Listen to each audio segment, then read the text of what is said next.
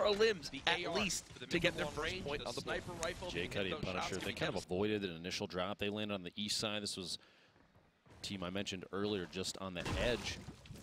Didn't want to get an early engagement, but now might be the time if they know that Saint is by himself, or at least can try and figure out where he might be rotating to or from. We'll see if he swaps out that green tack shotgun for a blue pump. And there's a look at the map at the bottom right of your screen. A little bit small, I know, but at least you can tell exactly where this zone is. So Nick Mercs and Harmful, for example, they're still sitting pretty inside Tilted Towers. You see barely anyone on the north half of that zone, Ben, but on the other side of it, everyone's flooding from the south side of the map. It's going to get hectic quick as players move towards this. The little steering wheel icons are vehicles, and there were less vehicles than I kind of anticipated at this point to see rotating around the zone. Only a few players, a few duo teams in Stormwings right now. We have Nick Mercs and Harmful in your bottom right there. They do have a team challenging them here in Tilted Towers. It's Naga Ops, Vacaros. Nick at 114 structure he can build. When you look at this inventory, it's kind of got everything you want right now, Ben. You've got the shotgun for the close range engagements. The SMG is there for the ready for the kind of spray down fights you need to get into. The AR for the mid to long range, the sniper rifle, if you can hit those shots, can be devastating. And finally, the mini to heal on up. It looks like Nick Mercs and crew are trying to claim the big gray building, the highest point of the Tilted Towers map. I want to point out too, you see there in the inventory, the exploded view of the trap list is actually quite impressive. That's a huge bonus to spectators, for everybody at home and us even watching here. Keep in mind too, Storm Surge on your screen right there. There is a damage threshold that these players have to be above in order to avoid taking storm damage in the middle of a game. Yes. The idea there is to kind of, we'll say, trim the fat. Keep the players that are not necessarily engaging as much as others. Yep. Maybe give them motivation. Exactly. So again, that only triggers if they're above the certain player threshold in the lobby. So since there's still 76 players left, they're above that number, which will then trigger the Storm Surge. You see on the middle right side of the screen, it tells them exactly how much damage they are above the threshold. Meaning right now, Naga Ops and them are safe. They won't take the storm damage. We're going to continue to plop through these different players as we take one final look at Tilted Towers, but now over to 72 Hours and his duo teammate. Not a fun spot to be in at all, it appears. C's getting eliminated. Dark picking up the first elim from Self and 72 Hours, and they do have Cease's teammate kind of stuck in a 1-by-1 in there. Learson hiding underneath. At this point, even though 72 Hours Tom is low, Learson doesn't necessarily know that, so avoiding a push at this point is probably the most important thing. Maybe even hoping for a third party, but it's not enough. Couldn't wait it out. 72 Hours and Dark secure ownership of that wall, get the edit, and Learson goes down to a pump shotgun. And yeah, he just ripped him up with that. Remember, because of the 50 HP on the elimination, he goes from 29 health to 79. He's going to pop 2 minis as well. And now, 72 Hours has a rift to go in his inventory. And you see right there, smiles from Dark. The fist bump comes in. I'm sure these guys don't play together a ton, but it's one of those unique experiences they get at a major competitive event, being randomized in these duos.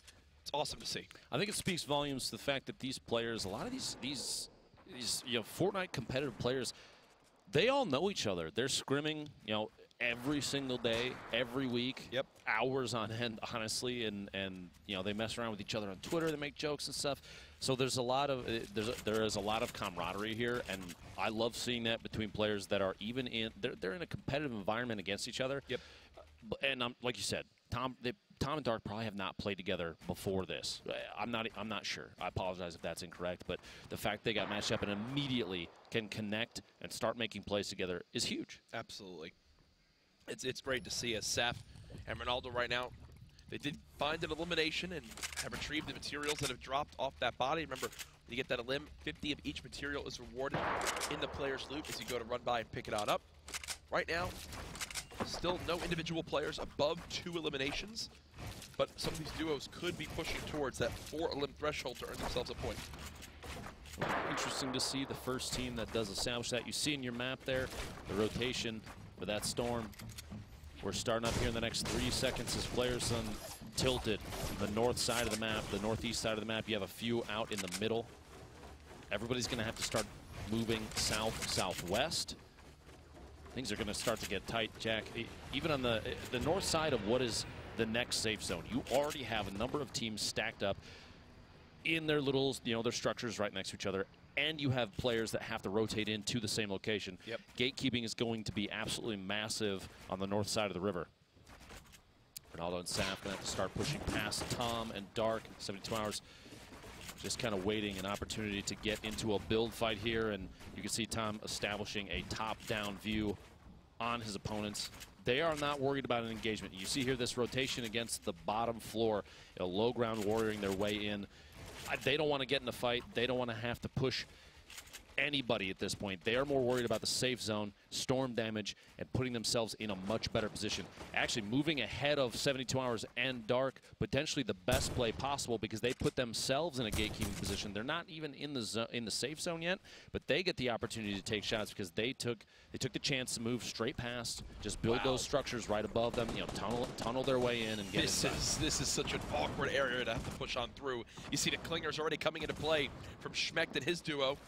Sap and Ronaldo made it into the zone. That's Ifa inside the double setup of the 1x1s there. A little panic build as he's now down to 48 builds, still with materials left. But again, he was just at 85 before they made that push. So slowly but surely, running lower and lower on materials. So much action has already gone down. About a third of our lobby has been eliminated. I'm sure we missed a couple quick things, but thankfully we've got Sundown to keep us up to date. Thank you so much, Jack. We're going to jump right on into some of the action that we missed before. Here's some really good pressure coming out of Nagahops and his partner, making sure he uses that sniper to close off the wall. And the gray tack shotgun, it gets a lot of flak, but in the early game, that high rate of fire allows him to put down a ton of pressure on unshielded opponents, and it rips through them. Able to convert on this 1v2 situation, and despite his teammate going down, picking up 2 nice elims. Now, switching over, we're going to see a nice 1v2 situation here in the Storm. Deuces and Tickers, they have a storming down there, and Rusky is trapped on the low ground. Edison's way down, they put the pressure, clean up the elim, not taking too much storm damage because they're able to jump in the storm wing, run away. Great shot here. Commander Nate Hill on the low ground to pick up Blue Team, and he regains the high ground, leave himself in a position to drop shots on Zayt. Really good rotation, and then coming out, the last one, we're going to talk about securing elims. We saw the snipe to get this, but you want to lock that up and make sure you get that bonus 50 shield on hit, cleaning up Lennon down there on the low ground. Great play from them. Can't wait to see what happens in the end game. Sundown, one of the most knowledgeable members of the Fortnite community about all things competitive. Great to have him on the team this week. As we mentioned, a couple different eliminations happening over the course of the match here. 64 players left, 36 duos total. There are still 64 players in the circle. And one of the most notable duos we mentioned earlier, the one that we're kind of keeping our eyes on, Chap and Cloaksy. Chap with a single elim, just under 100 builds, and they're stuck very close to multiple teams. Does not surprise me at this point in competitive Fortnite. You often see this, a lot of more secure, strategic gameplay. No one wants to risk getting caught off guard here, caught on the outside. You see that I don't know if you caught that. That was a deagle shot into the wood wall right next to Cloak and did not break it. That changed from 150 to 100 already apparent.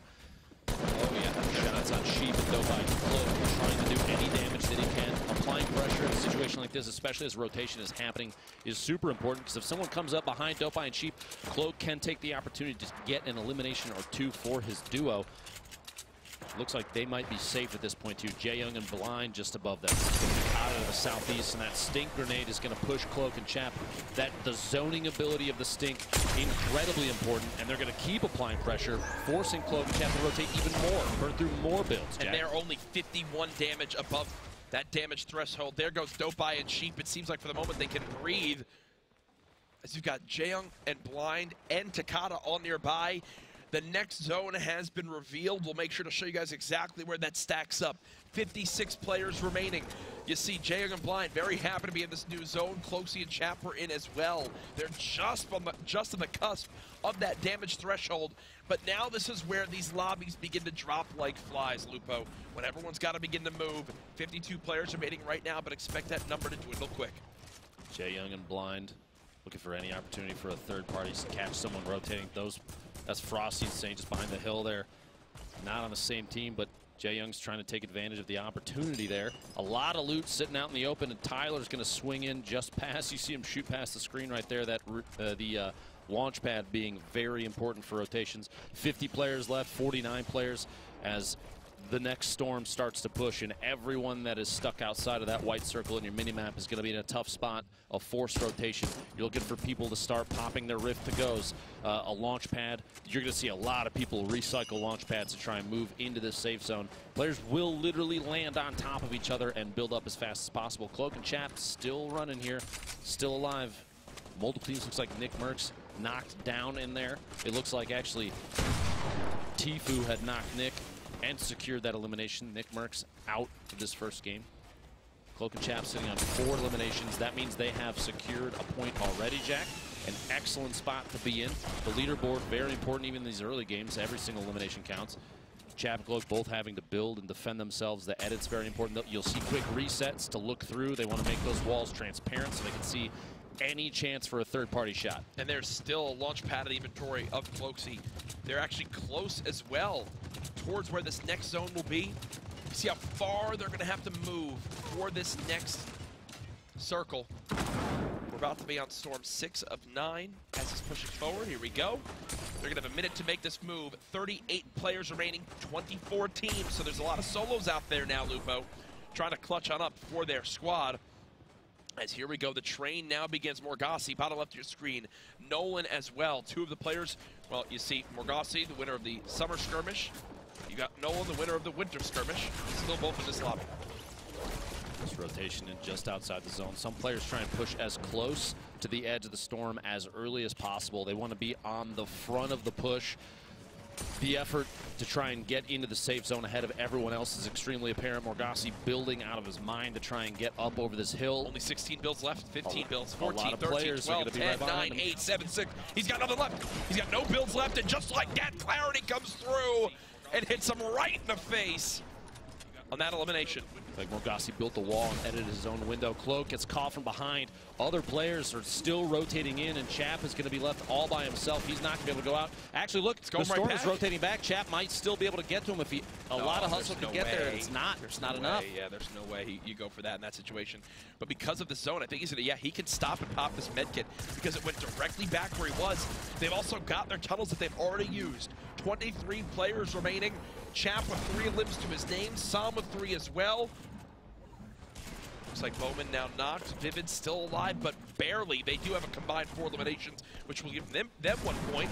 Remember, via placement, you need to be top 5 to earn a point for placement in this duo competition. Vivid just bouncing around right now. Here's players above trying to save some of those materials. Only 33 players left. Also, only 21 AR shots. That's a knock on the Funk Bomb. Can he go for the full cleanup? It doesn't appear so as of yet. At this point, it might not be a big deal. The hope that Funk Bomb maybe gets caught by another player rotating to the same area. Super far zone for him. Everybody's got to move east, southeast, Jack. DMO with 6 eliminations. Are you kidding me? I think they just got to 8 with Tfue still alive. Oh, no, they didn't. Okay, I thought Tfue wound up getting that a limb. Either way, 7 eliminations so far. That's going to wind up putting them at 2 points in this game. Now it's 8 eliminations, 8, Jack. And now any more limbs they get is big bonus to start off game 1. 9 comes in. It's already a big bonus. 2 teams remaining. Can this be a ridiculous first game for DMO and Tfue? They could go for max points, plus the big bonus. Tfue popping some shields. They've got to continue to move. They're playing the low ground. Sam and crew trying to drop on down. Tfue the target of both enemies right now. DMO drops him in and chunks him down. It's a 2 versus 1. Tfue and DMO already with 10 eliminations. The big bonus has kicked in. It all comes down to Sam. The man has 3 limbs alone. DMO and Tfue. Advantage in this game. Not many builds left. You see DMO still with 40 structures he can build. Tfue down to just 2. Here's a split of the duo. Sam up top with the heavy sniper rifle, trying to look for the opening. Again, still playing this low ground. They've got some traps to use as well if they'd like to. This is just game 1. Sam charging on in. DMO and Tfue trying to break through these walls. Sam still on the high ground. Sam now weak, and there he goes! DMO and Tfue, 11 eliminations and the victory royale. What a surprise! Tfue's on top. Absolutely unbelievable. These two, Ghost Gaming and FaZe, both have to feel fantastic about that. And this duo picking up the first victory royale. The final moments here, you see Psalm trying to assert dominance with that top-down view, but height isn't always the advantage. DMO and Tfue both applying pressure constantly. You saw DMO there shooting out the surface that Psalm was standing on, so Tfue could get that one last shot in, get that last elimination, secure the first victory royale of the day, Jack. Was that just a 9-point game? It was indeed. I think that was a 9-point game from DMO and Tfue. My goodness, folks. Talk about an electric Game 1 performance. You see Nick Merckx smirking in the background. There's a reason why Tfue is, what, still the winningest player in Fortnite prize money history. Doesn't surprise me at all. And regardless of the elimination count, you know, DMO had 9, Tfue had 2. That duo had 11, Jack, and that speaks volumes to how on top of the game they were every moment of the way. We even caught DMO in the middle of that. You were saying 6 eliminations, and then suddenly just snaps the shotgun over and picks up a 7th, an 8th, and they just keep on rolling. An unstoppable force every moment of that game. If that's a sign of things to come, those two could be on top throughout the day. Insane performance to kick off game number 1. Reminder, we have 6 matches we're playing today and a whole nother day of competition tomorrow with the solos. I mean, I don't know why we even doubted them. We should have talked more about them in the intro. Now I'm mad, but either way, I believe we've got our players on the floor with an interview. Hey guys, I am joined by Tfue and Demo. Absolutely outstanding performance, 10 eliminations and the victory royale. But we got to talk about Demo. 9 eliminations, that low ground shotgun rampage. What was going through your head during that? Nothing. Tfue was just turtling in for me, so I was just gun out, just trying to kill people. It's really it. Just got lucky, I guess, with people around us, and it happened. Wait, did I guess? I don't know. A lot of adrenaline going through your mind, clearly. And Turner, amazing job as always. I mean, 1 elimination, I'm sure there was a lot of assists. I did see that you did not have... I think I had 2, yeah. 2, oh, 10, okay, sorry, 2, double that. I did see on Twitter that your Valentine is Cloak, but after this gameplay from Demo, can you maybe see him becoming your Valentine after today? Absolutely. I was just turtling in, and all I could hear was just, got another one, got another one, got another one. He's dead, he's dead. I was like, what is going on, bro? There's like nobody left, dude. Chill out. It was crazy. No, he absolutely slayed out that last game. It was definitely an ideal first game, for sure. So I'm hyped. I am very hyped, too. So going into game number 2, do you plan on changing anything up or just rinse and repeat? Rinse and repeat, I think. Maybe ram a couple kids with planes or something. I don't know. We'll see. Yeah, it definitely gets fun here after getting that big bonus. Well, guys, congratulations on your first win, and good luck in the next one. You know, it's got to be quite the surreal feeling to hear from Tfue that he couldn't believe how insane you were doing when many regard him as arguably the best player in the world. I hate to say it, but maybe a TwitchCon flashback for Tfue. No, I'm not saying. I'm just saying. I believe we have some stats actually for them for that game that I'd love to take a look at here. Total damage dealt 1,422. They took almost as much, 1,135, 7 shotgun eliminations of the total 11. That 7 means a lot, Jack. That means that they were on top of their opponents for a majority of the fights. Yep. And that doesn't surprise me. A lot of competitive Fortnite comes down to those close range fights because building at this level they excel. It's insane. In a level that not a lot of players can kind of match. You see them building extremely fast, branching when the storm is moving, and the awareness that's required. We did see some players get caught off guard by a player rotating in the storm from behind. And actually, to talk about those specific plays, I'd like to throw it over to Sundown, the analyst. Thank you so much, Lupo. We're going to catch you up on some of the action you might have missed and break down some of these clutch plays. First, we're going to open up with a pair of close-quarter combat plays from one of our favorites, Chap. We're going to see how he's able to execute in this position when under pressure. Notice how the stink grenades are right on top of him, forcing him to move over and over. Pulls out the RPG and then immediately follows up with a pump, getting that third elim, setting them up to pick up a point later on. Now flipping over to Tom Dez here, able to utilize his ability, edits down. Great shot picking up number 3, and then catching Bizzle out in the open, cleaning up the teammates so it gets the trade back. Really needs that help, so he's able to pressure in.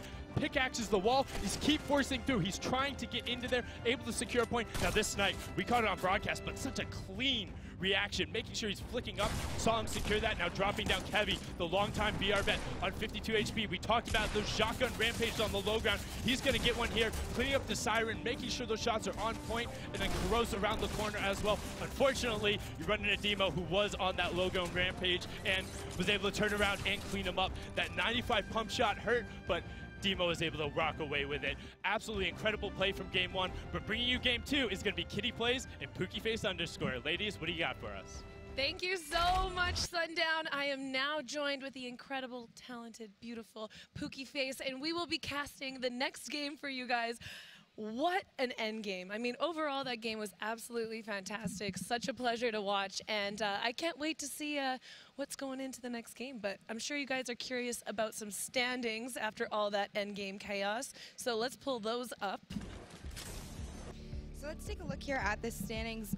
I mean, Demo and Tfue taking first place, total of 11 eliminations, 9 points total, activating that big bonus. Coming in second was Bowman and Vivid with 7 elims, 4 total points for them. Chap and Cloaksy bringing up third place, 4 elims, total of 2 points. Yeah, it's really cool to see Cloak and Tfue already doing an outstanding job being in that top 3, and I was mistaken in the interview. They were able to secure 11 eliminations, so Turner was right. He did get 2. Okay, good job, Turner. Don't tell him short, you know? No, of course not. No. He's a great player. He doesn't need a carry. He's talented on his own, but heading into game number 2, like what are you expecting now? These guys have had a chance to find their drops, figure things out, see who's landing with them, totally randomized players, hopefully get some synergy going. What are you thinking about as a player moving in? I mean, honestly, watching game number 1 was already the most exciting thing I've witnessed in such a long time. I can't wait to see kind of how these guys, like you said, navigate the second game. Kind of, they've got the synergy going now a little bit. Let's take a look. We've got the battle bus dropping all these players off on the island. See where they land. Yeah, I'm wondering, like, we have people like Demo and Bizzle who love dropping in the divot, and then we have Cloak and Turner who typically go to that bottom right corner of the map. So now that they've got these new teammates, they have to navigate that, and all these other new players that they haven't faced yet. There's lots of people that are coming up first times on land from the winter qualifiers. It's just most exciting part of the game, in my opinion, the early strategy portion. I mean, game number 2, you know, what do you think is going through a lot of these guys' head right now? I mean, they're sitting out there away from us, you know. Their nerves are kind of calmed down. They're starting to get into a little bit of a groove with these games. But Kitty, you've played, you know, you played in Korea. You've played in a lot of these competitions. How do you navigate this as a player? What are some of your tactics that, you know, to calm your nerves and to get settled in and kind of just go with the flow of things in these games? Take a few deep breaths, remind myself I've got nothing to prove. It's still a game. It's going to be fun. Don't think about the fact that there's a huge prize pool on the line and hundreds of thousands of people watching. And just get into it. I think a lot of these guys early game, they need to make that decision. Do they want to be an early aggressive team, or do they want to just wait to get that loadout? Do they want to wait to have those resources and feel comfortable before making those rotations and finding early engagements? So I love to see Dementos and Base Soldier playing together. I had a chance to talk to them briefly yesterday, and they're both very excited. They're both very talented players, and seeing them together in this event, I think they can make something happen here. One of my favorite landing spots is Mansion. It's a classic. There's a plane spawn in the bottom. It's amazing. I mean, we've got a little bit of early action going on here. It looks like Dementis and Base Soldier were not the only 2 players that decided to actually drop here. So we've got a little bit of a scuffle starting. Started early. 0 players have been eliminated. Let's see what happens here. Yeah, we've got Dementis on top with the high ground, and Base Soldier taking shots from the side, but he does get shot with a pump shotgun, managing to take down Tom. Base Soldier kind of just trying to navigate the basement here, go through his builds. These players don't have very much when it comes to builds right now, so he's trying to reserve, use maybe just a couple. The edits are coming out here. Looks like they're having a little bit of a dance battle. Clingers are back in the game, however, so he will use those to break down Mateus's metal. He is very low on mats, so he is looking to kind of come back and disengage. But let's just take a look and see how Base Soldier navigates the rest of this fight. He looks like he's trying to pull a little bit of a flank on him, make the walls his own so that he will be able to easily edit. But it looks as though his other soldier, Dementus, does have eyes right now on Mateus. So they're tracking him through this basement, all the while just getting down, boogieing and discoing the whole time. My goodness. Yeah, having this music in the background, it's definitely a difficult area to fight in because you don't have the same footstep audio that you typically would in quieter areas of the map. But it looks like they are unable to locate him quite yet. I'm surprised that they do opt to join up together, and he's gone. He's gone. Where did Pookie? Where? Mateus said, "Listen, guys." He went down and you know that plane spawn I was talking about earlier? He found the plane and he headed over to this nice little turtle structure to get some loot, and those two are still searching him over that in-game music audio. I don't think they heard him. I don't think they heard didn't him hear either. the plane. Not at all. Wow. Here we are in Tilted. We see Slobbings and Da FPS. Talked to Slobbings a little bit yesterday. Did you know that man is an incredible singer? I did not know that. He is so good. Did he sing for you? He did. He sang me "Fly Me to the Moon." Whoa. Yes. How did I miss this? So not only does he love going tilted and is an incredible fragger, he also has an incredible voice. He's great. Look at him there. Well, keep that in mind, ladies, okay? Let's take a look over at Dayamak and see what he is up to. He's got his partner here, Kevy. They're over Retail Row. Yeah. South of Retail there. Down by the plateau, which is one of my favorite areas to snipe from. Good high ground, good vision into Retail. They're looking to possibly engage and clean up here any early fights. It doesn't look like there's been very many. We still have 96 players alive at this point, Kitty. Yeah, that is absolutely insane, considering there's only a certain amount of points of interest on this map.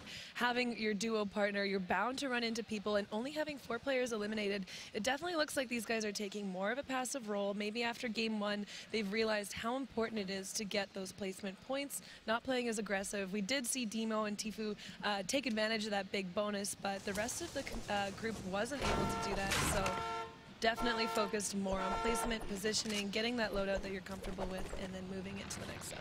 Now, the players have been here for a couple of days. We've been fortunate enough to talk with them and kind of talk strategy with them a little bit. And, you know, I think the general consensus yesterday, or what I was getting a feel for, and you can definitely correct me here if I'm wrong, but a lot of the players said that they were going to, like you said, take a more passive approach, try and get to the end game, and then just third party quite a bit to rack up those kills, get those eliminations, and get their points that way. And I think, honestly, that's the general consensus at this point. Yeah, definitely with these guys. Those late game engagements are super, super important and do really help get those eliminations. But we do have these guys maybe looking to get an engagement on the east side of the divot. They're hurtling up against these natural resources. One of my favorite things in this game are things like the rocks, the things that you don't have to build, where you're not going to give clue to the other people that you're there. They're able to get a shot on Patek, I believe his name is, and he he does see the engagement. These guys aren't really pushing, just, you know, making sure that he knows they're there, and now rotating into the next zone. And he does take shots at that new infantry rifle, just added into the game today. So if those of you at home have not tried it out yet, highly recommend. Has an excellent rate of fire, does a ton of damage, and is super accurate. So if any of you kind of like the hunting rifle and the heavy assault rifle, this is kind of an amalgamation of the two. You're going to love this weapon. Yeah, I haven't had a chance to use it yet, but I've seen a lot of the players choosing to pick it up over other weapons, which is great to see. I love when they add a new weapon in the game, and it's something that the pro players are immediately picking up and taking advantage of. Certainly, and we see Patek here and his partner kind of just rotating. They did have to kind of make their way into the zone. Next zone is coming to a close in 33 seconds, so you know where they're kind of at right now. They may start to get into a couple of engagements here just based off of the rotations from the other players coming into the zone and trying to get into the circle. They did take a couple of shots, but they are going to head up to the diner here where they are going to be met by another duo. Tendons and his partner are there, and I know they know that each other is there, so we'll have to take a peek back later and see what's going on. But right now we have JDW, Ronin, Germ, and Aegis kind of at a turtle war. We're gonna have to take a peek in their little shell here and see what they've got going on. Oh, wow. I think JDW just went down to a third party there. Ronin and Aegis choosing to probably take down these walls.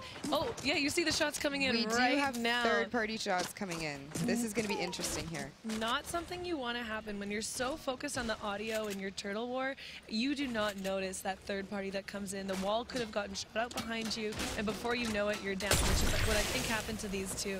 And now taking advantage of those stink grenades, unfortunately, oh, just in time with those explosions, he gets the revive. The revive, the resurrection, the revive. But we are going to see a lot of third-party shots coming in here. Frosty is down and is trying to crawl away. I think he's afraid of getting hit with one of those sting bombs, it looks. I mean, those will take you out very quickly if you are down. 5 damage per tick. So you know what? You got to be very careful and very mindful of where they're coming from. Kind of excuse yourself from the situation, if you will, and crawl over to safety so you can get revived by your teammate. We have JDW here trying to get into a little bit of a build battle and take out some walls, make them his own so that he can edit and effectively use the shotgun to get some damage out on Aegis. Aegis does drop down, however, and does look like he is going to be starting to turtle. So there's a lot of edits going on, a lot of building, not too many shots being taken. These players are still kind of getting a feel for each other. It is only match 2 for those of you that are joining us from at home. So we have a ton of exciting Fortnite plays that I'm sure we're going to be seeing over the next 4 matches. Yes, and $100,000 in prize pool to give away to these random duos we have with us. But keep in mind, the zone right now is in that top left corner of the map. These guys are now recognizing, is it worth it to take that engagement to fight the other team at the cost of taking that extra storm damage? So you see Aegis is finally making his way out. He does escape with his life, and I think it's just the storm pressure on the other team that causes them to rotate so early. And you can see there, Aegis' stats did pop up. He had over 12,000 build damage, so damage to structures done. That just goes to show these guys really aren't taking shots on each other. They're just destroying their builds and trying to, you know, play the game that way. It's not a bad idea, actually, with the way this game mode is set up. You know, you only have 500 of each material, so resources are stretched very thinly, and if you can utilize shots to take out your enemy's resources, that's just another way you're going to put yourself in a better position for endgame. And I think what a lot of that was the turtle wars. It's the removing of the wall, replacing of the wall, removing of the wall, replacing of the wall, little standoff that they had at the south side of that zone. And right away we see these guys getting advantage of the mountain, taking that high ground near the center of the circle, and using those resources to build their little 1x1s and hopefully take some advantage of shots on these players as they rotate in. Yeah, we did get a look over there. Jay Cuddy over in that area. You know what? I just have to do it. I have to say it. Have to shout it out. Jay Cuddy turned 26 years old yesterday. Aww, so happy birthday to Jay Cuddy. I hope he does well today. That would be an excellent birthday present. But we do have Dark in 72 hours here, engaging with a couple of other teams. Persecute up top high ground. We did see Dark in 72 hours take advantage of fights like these in this last game, and now they're looking to do the same. Dark taking shots, taken out by Persecute. Now it's up to 72 hours to take advantage. He is in a 1v2 situation. Do you see that at the bottom right corner, there's another player that looks like they're pushing in. Oh, using the heavy sniper, taking out the wall, and pump shotgun to the face is going to put him back in the lobby. But Persecute and Zykick taking advantage of those two and the way that they were split to get those eliminations. Now we do see Tfue and Demo up on that mountain there, just kind of assessing everything. We have Zayt down here using the SMG to try to break through his opponent's structures so that he can, you know, just utilize the potential RPG, shoot the RPG through the window. Zayt has a ton of weapons in his inventory right now that are excellent for breaking through structures and walls very, very quickly. So we're going to have to see how this kind of develops. We have a lot of players in this area all trying to get to the ultimate high ground that Demo and Tfue, they've already claimed that real estate. Those guys are relaxing till the end game where hopefully Demo is able to perform the way he did in the last game. And you see Zayt and Blue T taking advantage of that split fire. They've positioned themselves a little bit separated so they're able to shoot at different walls while their opponents were trying to get those kills off. Does cause them to maybe get a little bit more confused, not be able to put those walls up right away and get tags on them. But they do now make the rotation to the other side of the mountain, maintaining that high ground and just perch up on the side here. We still have 37 teams alive, 69 players in total. This mountain is going to end up being a very hot spot, I think, for these guys. You can see that Junk Junction is still in indeed, but there's really no one in there. All of these players kind of gravitating towards the high zone. Butter. I see Butter is still alive. His partner, Aiden. Butter's story is really interesting. He was with us, helping us practice a few of the things, and now he is in the skirmish, hoping to do his teammate Aiden proud. Already knocked, but he's able to make it into the, well, make it this far in the match now, looking to get into the zone. He does have other opponents around him. Looks like two of them are fighting in the zone right now. Just got a knock on him. Oh! Butter does take a lot of shots here. He's trying to determine where the shots are coming from. Unfortunately, was not able to. That was Bowman coming through the storm and taking out Butter. That's unfortunate. But in case you guys are just joining us, we are here at this secret skirmish at an undisclosed secret location. Game number 2 of duos. We had Tfue and Demo take game number 1 with a total of 11 eliminations. Can't wait to see how they fare in this game. But we're looking at Nick Merckx here.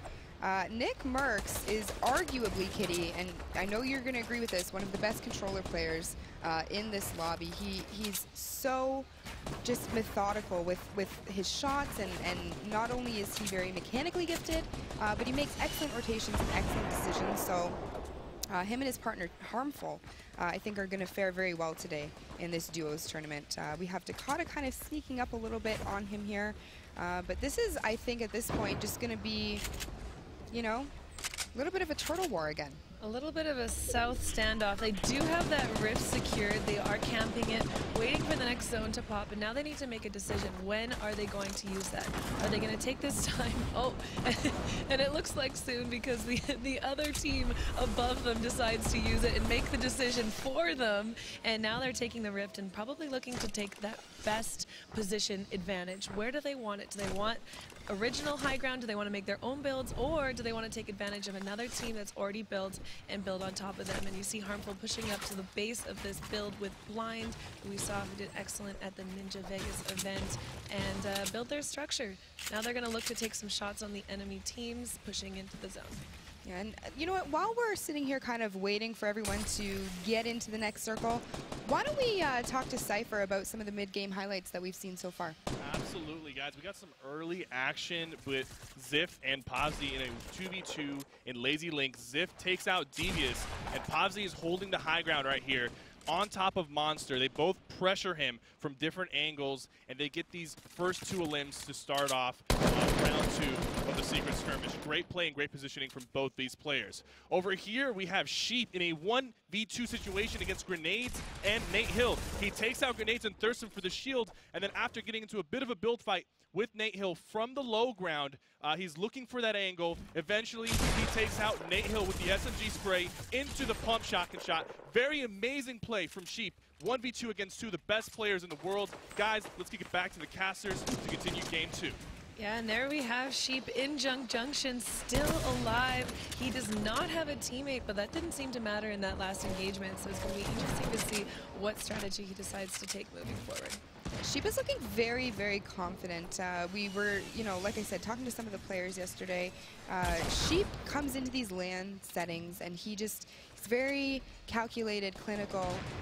He doesn't let things get to him too much. So having Dopai kind of out of this match, I don't really think it's going to affect him very much at all.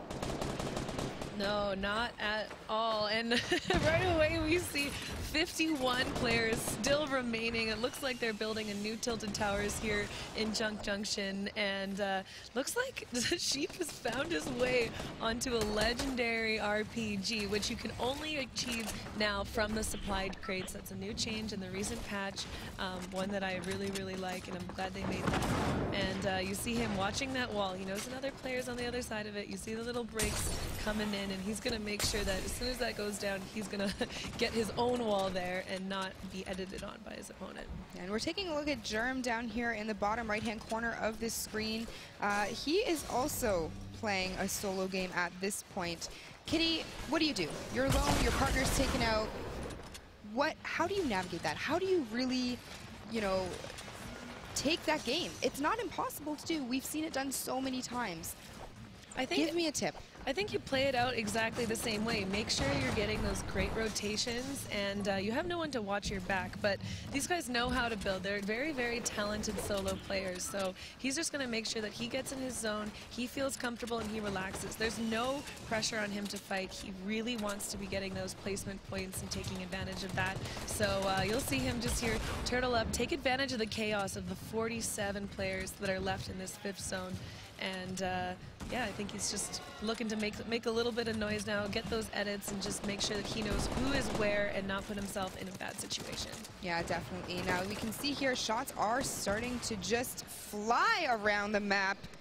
Things are going to start getting way more chaotic as the next circle closes in. Here we go. This is it. This is the moment. This is what all of these players are in scrims doing every night, training for this exact moment. We have Kayuzi there, Vide. We've got Mateus hunkered down in a structure as well. Psychic, Persecute, also in a metal structure. Everyone kind of just wanting to take shots, but you don't want to draw too much attention to yourself at this point, because all it takes is one other player to notice your head peeking out, and you will be sent back to the lobby. Oh, and right into that 1v1 of Bizzle, one of my favorite players. He's already done 471 damage this game. His partner, Trigisaurus, is a controller gang player, and I think the two of these matched together is going to be amazing. Bizzle is known for his great strategy, his clear rotations, and his great game sense, so having a teammate like Triggy to help him secure those eliminations is going to really do well for him. But oh, and these guys are sitting on a rift. That is an ideal situation. And Sheep able to pick up another elimination, or 2 more eliminations since we've seen him. Absolutely outstanding solo gameplay. Like we said, he does have that RPG, does have the compact SMG and the shotgun. He is going to be able to heal up to 75 with the bandages at this point. But Bizzle and Triggy utilizing, like you said, that rift to go to gain high ground on all of these players. And they still have a launch pad on top of that. So mobility going into these end circles is very important. Bizzle and Trigisaurus, they got it. Yeah, Bizzle is meticulous. He loves the high ground, and you can see him talking a lot. He is making most, if not all, of the in-game calls right now for his teammate. And like whenever we go to these high ground spectators, it is almost always Bizzle that has that high ground. And you see him making a push over, and nobody really noticing that he's up there right now. There's a little bit of chaos now that the zone is going to be a moving one. And you see everyone down below. Mid ground, high ground, low ground. Everyone doing their best to get to zone. And hopefully get some tags on these guys as they make their rotate. Yeah, Bizzle trying to take shots to, you know, when you are using your glider or your umbrella, you are vulnerable for a moment. So Bizzle really trying to capitalize on that, get as much damage as he can. Even if he doesn't get a knock or an elimination, it doesn't matter. This is endgame. All you want to do is try to apply pressure, try to get damage on your opponents. It doesn't matter if you get the elimination or the knock. You're wanting to apply pressure so that later on, they're just easy targets to be taking out. Yeah, there's no way that these guys are getting the revive now with these moving zones as well. So that knock pretty much equates to an elimination. And we see Ronaldo and Saf, who currently have 5 eliminations, taking advantage of the stink grenades and the clingers. One more elimination is going to put them in that 2-point range for the main board. And they just got it. And there it is. Saf secured it. So speak of the devil, these guys. Look at you. Job. You are just, I mean, you're... Oh, and Triggy, like I was saying earlier, that firepower. When you put a controller player on the high ground like that, especially one as amazing as Triggy soars, he is going to be getting those eliminations. And these guys are now at 7 eliminations, heading towards that big bonus territory after that 8th. Amazing job. I mean, and ultimate high ground. Like, what did I say? These guys. You've got the premonitions today, Kitty. Would you want to make a prediction right now? Right now. Quickly. Bizzle. All right, Bizzle, she Bizzle, called Bizzle. it. Let's see if she's right. And there you go. Triggy getting another elimination on Kiwi Face. Just totally dominating the field, blanketing across, and now opting to drop down a little bit more. See, Bizzle is so great at this. He knows exactly when he needs to drop down just that little bit. And when things are starting to get a little bit scary, you never want to hold ultimate high ground when there's not as many players. Now there's down to 4 players. It is Triggy versus, I think, Ronaldo and Saf still, and these two 2v2 situation, and this matchup absolutely insane. Triggy is going to drop down a little bit. Takes out Saf. He takes out Saf, however. Triggy does go down, but it doesn't matter. Bizzle is there. Kitty, oh my goodness. Oh, do I get extra points for that? I mean, I think you just won the duos tournament. I think we just give it to Kitty at this point. Wow. Everybody watching at home, put it down in a notebook somewhere. Kitty's got the premonitions. She's got them. And can we talk about the fact that in game 1 we saw Demo win, and now it's Bizzle winning. Here is the final moments if you missed them. Triggy knocking Saf, Ronaldo coming through and getting the knock on Triggy, but Bizzle with that high ground, able to take advantage of the rotation from Ronaldo into the storm, knowing exactly where he's pushing and getting that clean pump shot on him. I think we're just about to see this, and boom. There it is. Oh my gosh, congratulations to Bizzle, the teammate of Demo. Absolutely incredible job. Bizzle, Bizzle, Bizzle. So proud of these two. Bizzle. I love when I look smart. Oh, come on. As I stutter through that. Yeah, it was a great job, you two. Great job. That was such a pleasure to watch. That was absolutely incredible. Let's kind of talk about, you know, how that final circle shaped up. You know, there was so much chaos, but the fact that Bizzle was able, like you said, to remain so calm and so calculated, that is what makes you a competitive player. That's what makes you an excellent Fortnite player, is if in those moments you're not rattled, you stay calm, and you can just, you know, move your way and navigate your way through the final moments. And, you know, you saw it. His interaction was just stone cold. That's what happens when you play thousands and thousands of these scrim games. You become like a robot. Bizzle is so talented. But I want to know what else happened in the match. Cypher, can you tell us a little bit about that game? Here showcasing some of the moments that you guys might have missed. Let's go ahead and take a look. Started off with our boy Dementos getting the first elim of the round against Tom Dez on the edge of the map near the mansion. And then over here, we also have Morgassi on the edge of the map in a very weird position, but he is securing this thirst that he just got on Cease. Later in the game, he takes out Legidine with a clean, heavy AR headshot. And also tag teaming with his teammate, taking out and trying to put pressure on Landjock. Sheep by himself pretty much this entire match, getting his 5th elim right here on Fulmer and his partner, using the rocket launcher from the low ground. Triggy soars using the rocket launcher on the high ground. This is one of the best combinations you can have. However, Nolan, the champion of the Winter Royale, ends up getting taken out in the late game with a rocket launcher from Weefo. Guys, Nolan was the winner of the Winter Royale competition. And we have a little video talking with him earlier today. Let's go ahead and take a look.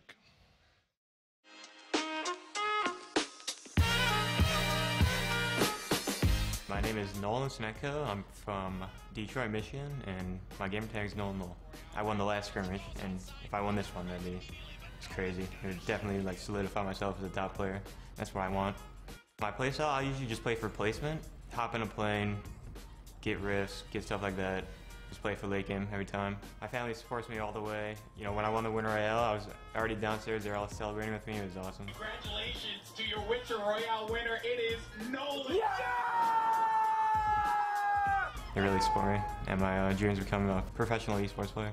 Before, I was just like an underdog. Nobody expected me to win anything, but now, after I won that, people are expecting me to go, you know, back to back. But yeah, there's definitely a lot more pressure on me. If I would give advice to other players trying to make it in the pro scene, I would definitely prioritize my time, you know, in open qualifiers like the pop-up cups. Make your name, get your name out there any way possible, and anything can happen.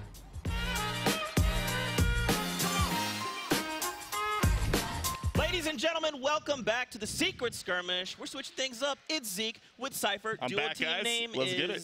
Zypher. Zypher PK. Zypher PK. That's your boys here on the desk. Welcome back. If you're just tuning in and you've missed the first 2 games, where have you been? All right, it's Valentine's Day. I get it, but Secret Skirmish stuff is happening. I mean, we're talking about Fortnite players here, so you guys got to sit back, watch, you know, bring your Valentines with you. That's fine, you know. Let's go ahead and take a look at the standings after those first 2 games. Standings time right here. Coming in, number 1, Bizzle and Tree Swords. After that phenomenal game, they jump up 7 places to find themselves in the number 1 spot, pushing back Demo and Tfue. They won game 1, and they're saying, listen, step aside. You've got a new pack leader.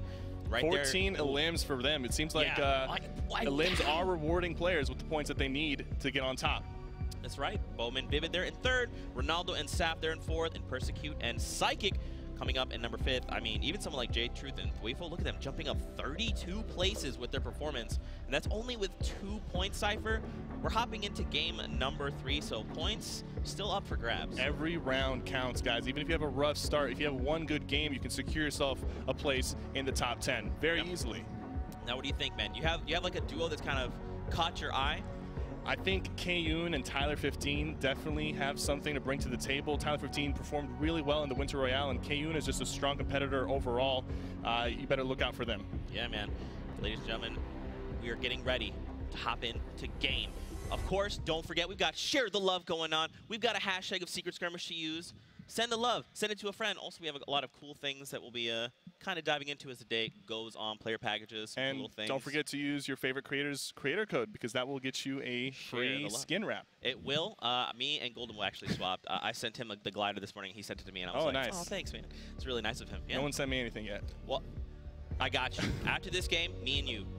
We're going Zypher PK will see the light of day. But guys, it's time. Game number 3 here on the day. Secret Skirmish time. Bus is on the way. Flying in from Jump Junction down toward Pueblo. The players have left, man. They're out and about. Yeah, I'm wondering if in this game 3 people are going to switch up their strategy, or they're going to stick to what works. Sometimes switching it up can be useful, but sometimes sticking to your guns will pay off if you figure out what's working and what's not working with your current landing spot. Yeah, and keep in mind, guys, this is randomized duos. We got all 100 players, randomly assigned them their duo partner and said, good luck, it's time to show up and play. And man, the action has not disappointed. Yeah, by now, some of these players should start forming a bit of a stronger bond with each other, considering some of these guys are playing with each other for the very first time. Yeah. Maybe they got different landing spots, different tempos that they like to play at, and now they just kind of have to fuse into one tempo that works for both players. That's right, man, and already off the bat, we're seeing players start to lock down locations. Obviously, Tilted Towers is going to be quite the hotspot. Looking in right now, you can see Aiden. But where is Butters, though? Is he close by? He's still alive. Looks to be okay. He's got some shields on him. That's really good.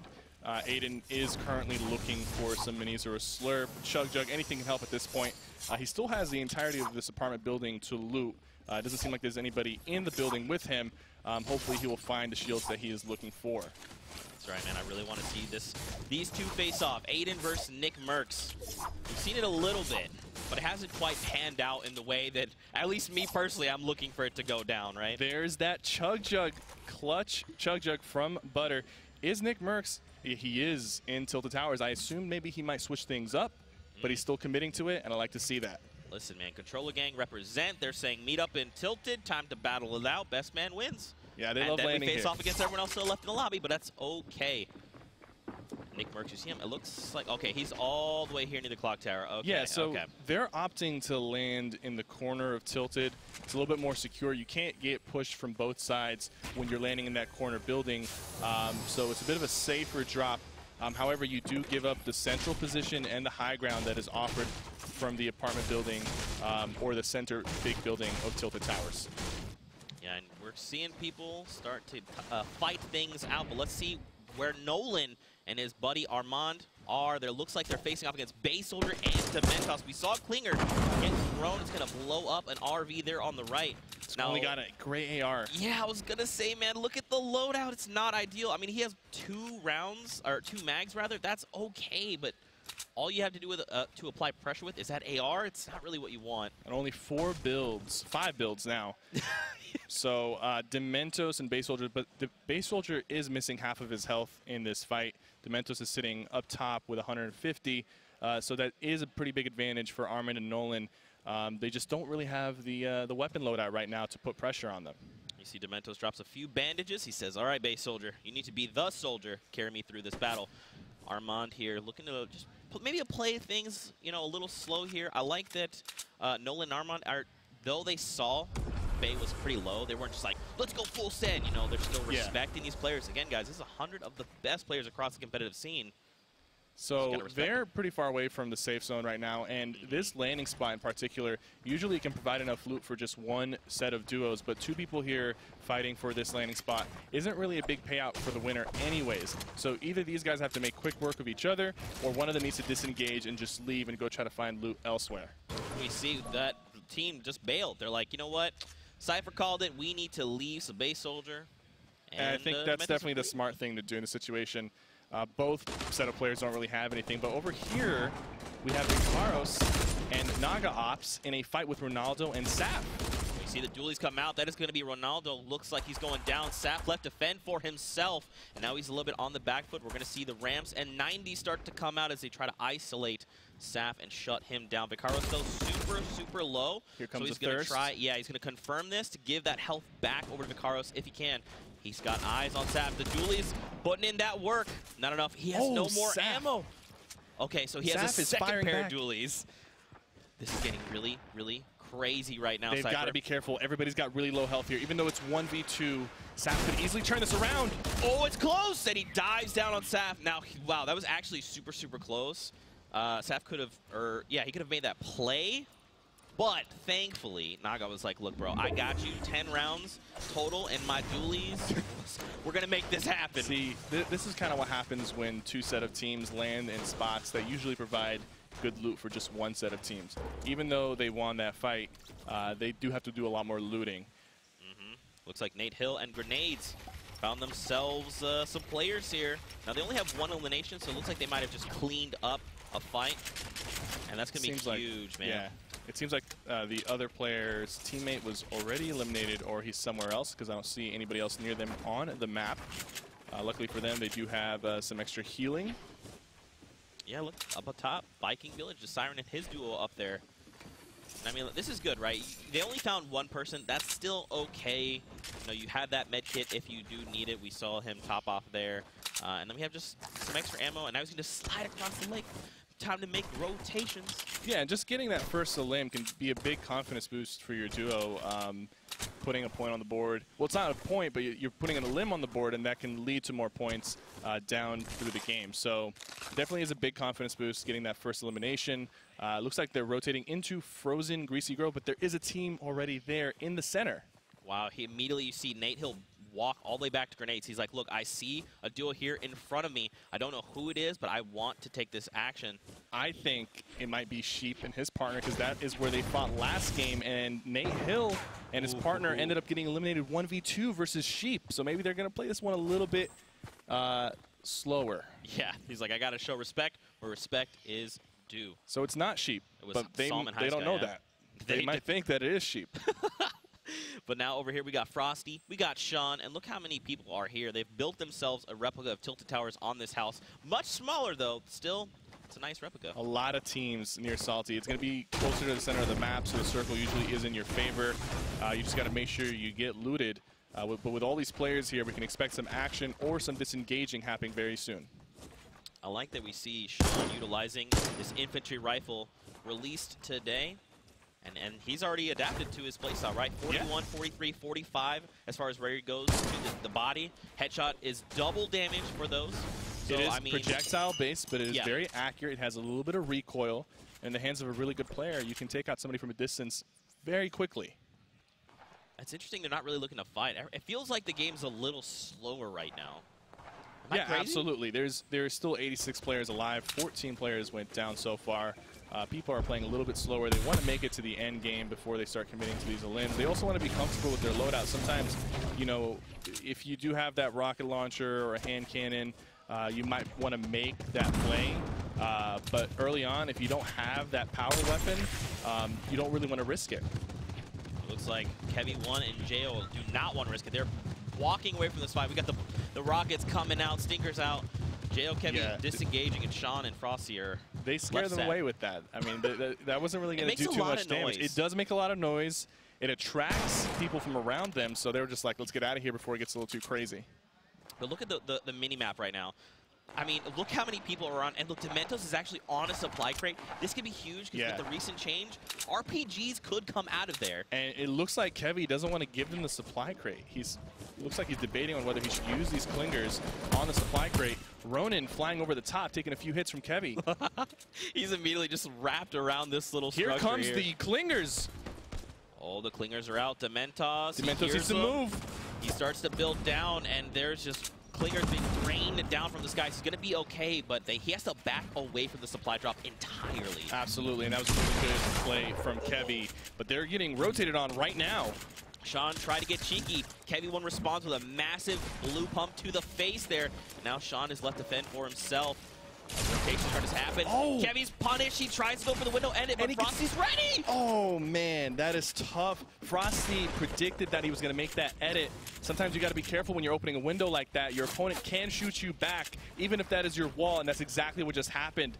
Kevy down, and J-Mock is left to fend for himself. However, J-Mock is very healthy compared to Frosty and Sean, and there are other players nearby, so it's not really like a 2v1 situation, because if they do start pushing J-Mock, Dementos and Base Soldier could easily rotate on them. It looks like Dementos and Base Soldier actually didn't want it. They just kind of walked back into the town there, maybe looking to find some additional loot. They're pretty far from the storm, so not the direction you want to be moving in, but Jo is going to have to make something happen. They're launch padding right now, actually. Oh, so they go over the top, and now it's Jo left by himself with Sean and Frosty. They're going to fly right by Poach and Tendons as well. Looks like shots are going to come out, but Nick Merckx, the man, the myth, the legend, here with Harmful. Looks like Paytech and Overpeak want a little bit of this action. Yeah, I don't think they notice that they're right behind him. Here comes the shots. Only hitting him once for 25 shield. They're still very healthy. Trying to build up, trying to get this angle. He draws a beat here on Overpeak and Paytech. Just laying down a few shots. Nothing crazy. I like this. You know, in a lot of situations, you want to try and take as many shots as you can. Recognizing when to conserve. Massive props here to Nick Merckx. 4 players rotating into the circle. Nick Merckx taking a little bit more damage, but he's going to be able to pop off these mini shields. And he's opting for the Chug Jug. And, you know, that's probably smart because it takes 15 seconds. You're usually not going to be able to pop that unless there's some downtime. He's committed to it. He's going full send. He's like, I'm going to need this extra shield. And now, here's the thing, man. Harmful's left to kind of hold off these two in front of him. Look at this mini-map. Yeah. All right, there's people everywhere. And Harmful's doing a great job just staying aggressive, staying in their face. Even though, you know, Nick Merckx was popping that Chug Jug, he didn't want them to know that he was popping that, so he just kept pushing them, and he allowed him to get that Chug Jug off. And they're now pushing from both sides, taking out Overpeak and going for his partner, Pate 1K. Absolutely amazing play from Nick Merckx and Harmful. Great positioning, great understanding of when to push and how to look like the bigger duo in this fight. That extra shield there that he committed for from that Chug Jug paid out dividends. His health, he might have actually gone down, and now it's okay, right? He gets the extra 50 health, which in this case is shield from that elimination, right? They can make upgrades, they find mats, ammo, and here's the thing, Dementos and Base Soldier, they don't actually even want it. They hear the action, they're like, look, this storm wall right now is at our back. Yeah. We got to hightail it out of here now. Harmful and Nick, they're not stopping. They smell blood, and they actually did get a shot on Base Soldier, and they both know now that Base Soldier does not have shields because he did get that white damage. But that was a really big 2v2 for them because they secured their first point of this match with 4 limbs right there, and they've got the Rift to go. They've got a good loadout. They've got shields. Base Soldier is still over there with the Mentos. Neither of them have shields, and it doesn't look like they have any. And Base Soldier's in the storm right now still. Yeah, he's not good. He has literally had to walk back in a storm to get himself to safety. That's how much things are looking pretty dire for him, I'll be honest. One AR shot to Base Soldier from either Tendons and Poach or Nick Mercs and Harmful will take him out here. And I think they know that they're weak. They came out of the storm. They've hit him a few times. They know they don't have shields. This is a really bad spot for the Mentos and Base Soldier. However, Nick Mercs and Harmful can't push because of the fact that Tendons and Poach are on top, and they could capitalize off of that push. They absolutely could. Keep in mind, though, they do have that Rift to go. They can bail when they need to, and they know this, so they're applying as much pressure to Mentos and Base Soldier as they can. They've got the ammo camp to do it. So Here it comes. Laying down shots. Tendons and Poach. Just like I said, they're going to go ahead and prevent Harmful Nick Mercs from securing these limbs. They do want to save that Rift to go for the late game. They do have 4 launch pads. Harmful is carrying 4 launch pads himself, and they're probably going to use that to get into the circle and save the Rift to go for the later circles when the circle is moving far into the storm. Yeah, absolutely. Over the hill, though, Poach, Tendons, it looks like they're backing away. They have no eliminations, man. They need to try and work for something. Those elimination points are super, super valuable. Yeah, and I think Dementos just got knocked. I'm not entirely sure who knocked Dementos, but Base Soldier is going to go ahead and leave him alone. And now he's going to put a shot down. That was a nice the infantry hit. rifle. Putting in so much work. It was Poach that took down Base Soldier, so this is going to see 2 eliminations over him. 2 more, and that's a point for them on the board. And now they're just looking to make it safely into the current safe circle. There we go. They secured those 2 limbs. They still have 2 Rift to goes. They're trying to get into the circle. Poach and Tendons have the kit to make it to the end game and potentially take the W here. Aggress here. This is Nick Mercs that they're going to be facing off against. Can Poach make something happen? Harmful is down below, so now obviously they're going to try and take the high ground.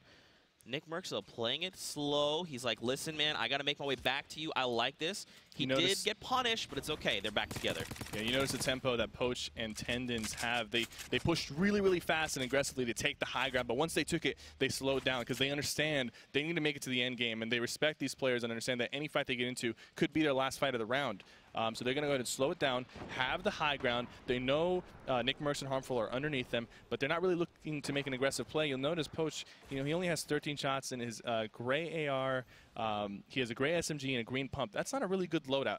Yeah. So, if you're looking to fight with that, you better either be really confident or know that your opponents are very weak. That's right. Now, before we get into more action, I think we're going to need to call in an expert here to catch us up on those mid-game highlights. Bala, what you got for us, my friend? Thank you, Zeke. As players are starting to rack up these points, let's look at the story of Nick Mercs and Harmful here outside of Tilted. They find Sheep and Dopai trying to rotate with that quad crasher, but they're going to actually break it, and it's going to cause Sheep and Dopai to fall to gravity. They're going to be able to pick up some loot here, which is a launch pad and stuff, and items like that, which is going to help them further. But here's Twyfo getting contested in that yonder yard. He's going to be able to take out Nistic, and they're having a little bit of trouble versus them as J-Truth is down, but he's going to be able to pick him up. And now back to Nick Mercs and Harmful. They actually chase down Aiden outside of Tilted as Aiden tries to escape. He's not going to be able to. Here's Harmful and Nick just pressuring that front, and it's not going to be enough for Aiden to get through that wall. And there it is. They're going to go ahead and pick up a Rift to go, a launch pad, and that's where you see them now in a position to score. Nick Mercs taking out Aiden in 2 of the games. Yeah. Getting some of that revenge, some of that sweet revenge. Now, he didn't eliminate him in Tilted Towers, and that's kind of part of the process of transferring the ownership of Tilted Towers. You have to eliminate the opponent in Tilted. It looks like they just used their Rift to go to get into the circle. Poach and Tendons are going to go ahead and just recycle that Rift and save their 2 that they have, and that's a great, great payoff for them. And now look, Vinny and Margassi being gate-kept. They have to rely on a launch pad to get themselves to safety. And all eyes are on them. Shots are going to be coming through. They need to build like the wind right now to keep themselves safe. They are in the circle right now, so they're probably going to hold their ground. This is not a good position to be in, though, on a downhill slope. with a lot of players holding the high ground. And it doesn't seem like they have a lot of mobility on them. So on this next rotation, it could get a little tricky for Vinny and Morgassi. Still at 58 players. Guys at home, if you're just tuning in, welcome to the Secret Skirmish. Super happy you're here joining us here on Valentine's Day as well. We're in game number 3 of the Secret Skirmish duo format, randomized duos, that's right.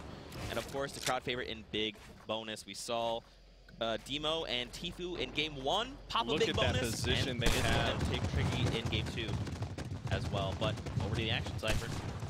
Looks like Homer putting out shots.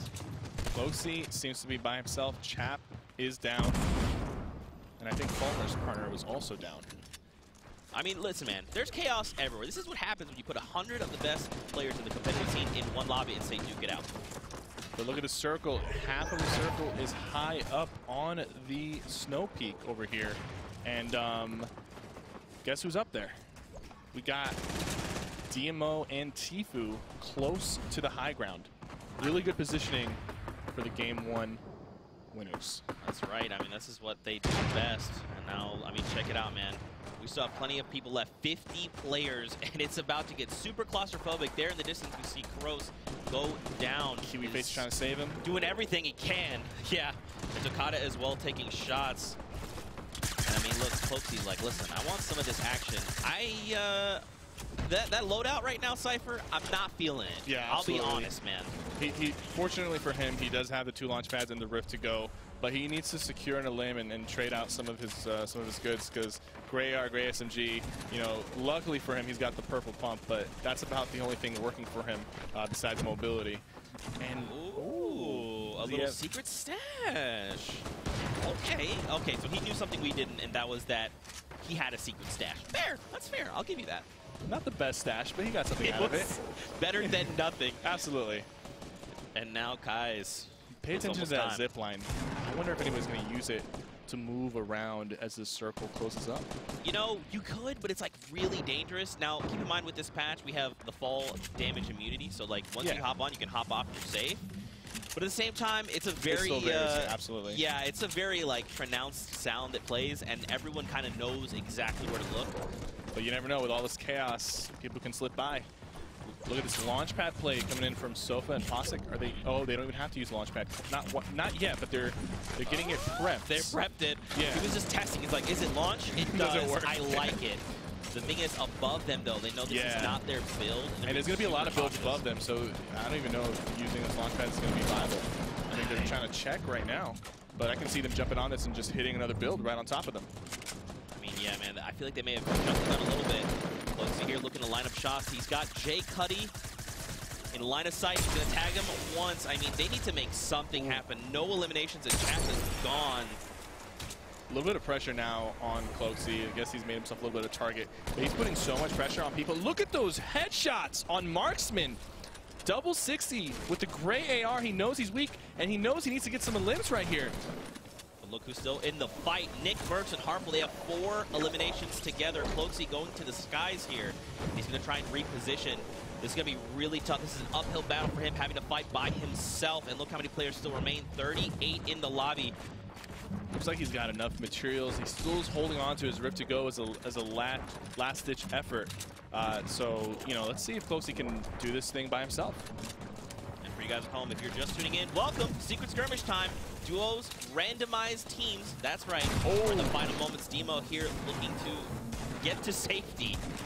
Almost punished by Cloakzy. Did not just a quite little work bit. out. 40 damage. He'll still be alive. He'll recover. But it looks like TQ and DMO are holding the low ground really well right now. Jay Young gets taken out right there. But with 4 limbs, they secure at least 1 point. Bizzle and Triggy currently 0 limbs each, but are using their Rift to go, and they might go for the high ground here. Bizzle is an expert at taking the high ground and keeping it. And that's how he's won a lot of his previous competitions. So let's see what they're going to opt out for. It looks like they're going for the mid ground here because the high ground was a little bit too contested for them. Oh man, Bizzle swoops down, and he was okay, but Triggy took a bunch of damage there in the green. Over at Nick Merckx as well. They have 6 eliminations. This is massive points, and he couldn't quite follow up. But listen, 6 eliminations. Yes. Still massive here in game number 2. And now we've got Cloakzy here trying to hang on for dear life. Bizzle. These guys, I don't know how it is they always manage to slip by undetected, but they're going to look to make that high ground this play. circle's going up the mountain. It's going to be really tough for these players. You need a rift to go, you need a launch pad, or you need a lot of building to get up this mountain. A lot of players might go down to the storm here if they're not careful. They need to try and do this follow-up on the left, recycle people's builds, and immediately they're going up for the high ground. 33 builds. And we're down to top 8, Cypher. Soph and Posick holding the high ground, but Cease and his partner might be challenging it with this launch pad play. Is Cease going to land inside? He goes and dips into the storm, trying to make a little bit of a juke, but did not work in his favor. Gets shot. He has a lot of heals. He's going for the limb on CBK Flame. He's opting to just go for limbs instead of healing as a way to heal himself. He's got 5 right now. This could be massive. He could potentially top back up on shield. 1. That's 1. Great pump shot, but he's got to get out of the storm. That's a 95 that's down. If he can confirm this, he just has to wait it out. They'll fall to the storm. Great shots, great positioning. No Absolutely way! amazing play from Cease. That is 7 limbs and the win. Cease, the man, the myth, the legend. I cannot believe that he was so weak, and he spent half the time in the storm there at the end, but his positioning was perfect and he picked off the right players.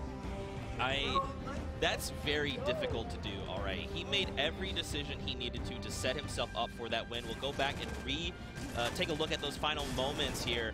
So again, we want to watch Cease here in the bottom left. You see Sofa and Tennis go toe-to-toe, and he was just in the position, right? He was coming around the corner. They happened to take each other out. He was out of materials, too. It really was. It could have gone either way. He dips down around, and he puts a shot down, and that's it. That's enough to get the win. Now, he did have 7 eliminations by himself. That's 3 points for the eliminations, 3 points for the victory royale. No bonus points, but, you know, that's still a really great game right there. An absolutely monstrous showing, especially when you have to face off against other players like this in this setting by yourself. The pressure's way more intense, but Cease locks it up and says, look, guys, I'm here to play as well. Just being able to be in that situation, have those shields and low health, and decide, hey, I'm not going to stop to try to heal. I'm going to go for a limbs. This is what I have to do. And he gets those limbs. He fills up his health a little bit and secures the limb at the end.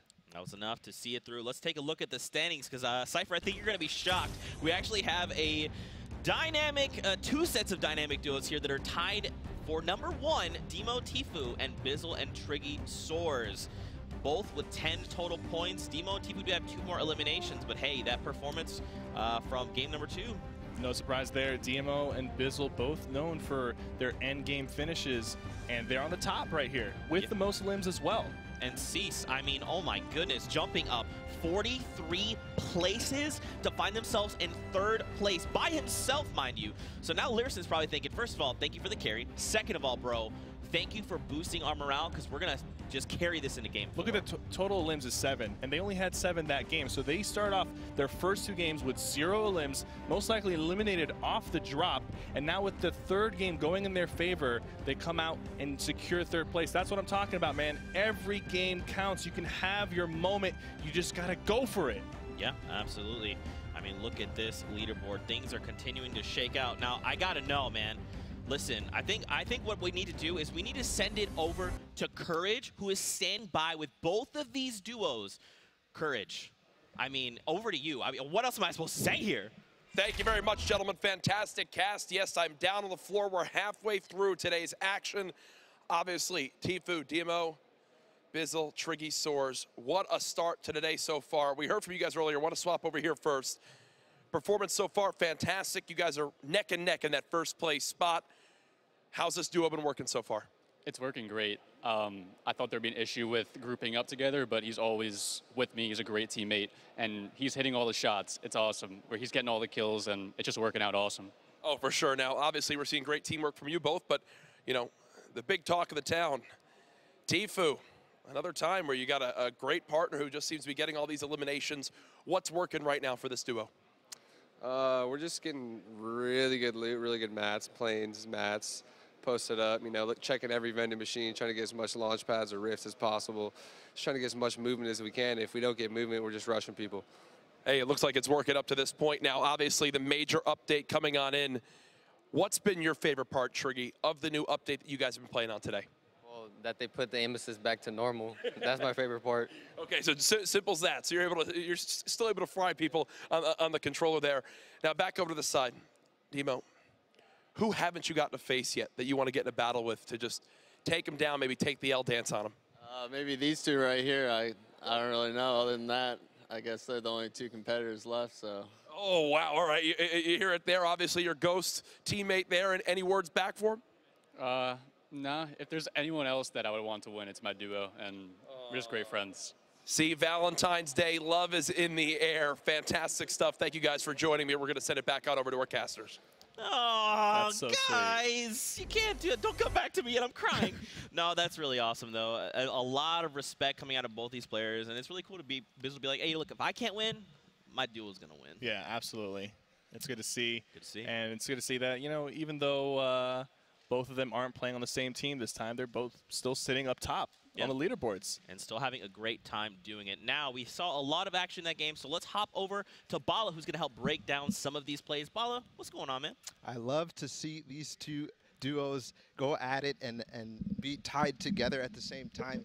Both of them playing together and doing well. Bizzle and Demo, they're duos and they're doing work. But we're going to take a look at some of Demo and Tifu's games since they're also up there. Here's Demo and Tifu first in that first game. You see High Sky, if you pause it right here, High Sky actually drops down and it's Tifu onto High Sky first. He knocks him and you can go ahead and roll it here as we continue. This is the game one that they won. And they're going to follow up onto High Sky and saw him up above. He takes him out with the shotgun down below. There it is. And then saw him up above. They're going to do a nice pinch to get up onto the high ground. You can see he drops down, and they're both going to pressure right at the same time, both together right there. And if you pause it right here, he drops to the side and jumps off the ramp and takes out Som. Go ahead and roll it from here. Off to the side and takes out Som with the headshot. Nice play there. We're going to hop into game number 3 where they're starting to get nice placements, nice average placements here towards the end zone up in that northwest corner. It's going to be Tifu trying to take all these shots on all these players that had such a good zone position, and it's repeated in each game. Here is Tifu again trying to save the game, taking Fulmer out towards that end game, and he's going to get another point there and bring them up to 10 to tie with their partners on the other side. So we have 3 more games to go, and guys, that's going to be so awesome for us. Yes, it is, Bala. Thank you so much. Just like you said, we're 3 games down, 3 games left to go. Still a what lot. have you thought about the action so far, my friend? It's been great so far. I just want to say for the next 3 games, give it your best. Even if you're not up there right now, you got to have that one solid game to put you up on the leaderboard. 3 games is a lot. A lot can change. The leaderboards will be changing. That's right. Well, guys, we are going to need a break after these first 3 games. So to see us to said break, let's throw it over to Monster for saying goodbye, I guess. Yeah, without a doubt, you are not wrong. Nobody is safe. The leaderboard is shaping out to be an intense series of games. But with that, we're going to go ahead and hop into a little intermission, and we'll return with new faces and more games here at the Secret Skirmish.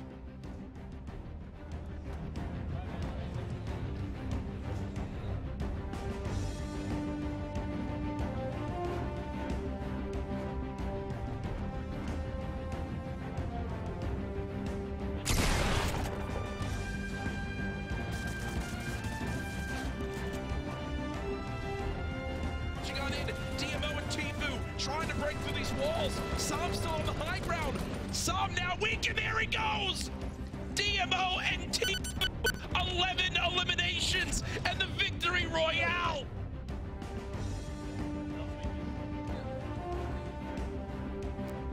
Pushing and getting that clean pump shot on him. I think we're just about to see this, and boom. There it is.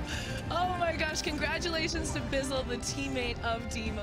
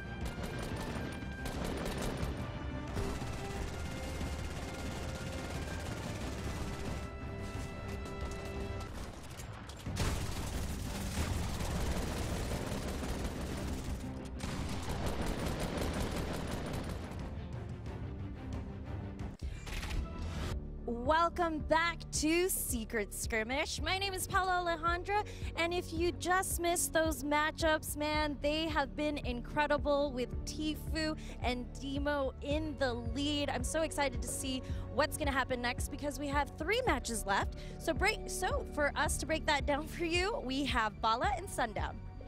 Thank you so much, pal. My name is Sundown. Ladies and gentlemen, Jonesies, Bonesies, and everyone in between, welcome back to the Secret Skirmish. We are halfway through the duos competition.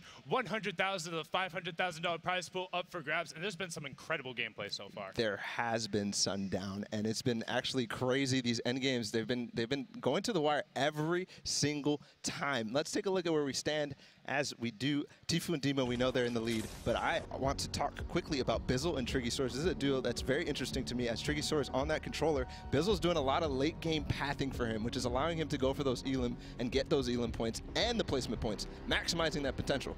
Very impressive out of both of them. You notice they are tied at that 10 points apiece. Yep. The tiebreaker coming down to the total elim. So you see 2 higher from Demo and Tfue. That's the difference right now. Rounding out the rest of the top 10. Cease, Lyrison, Bowman, and Vivid. 13 elims, 5 points.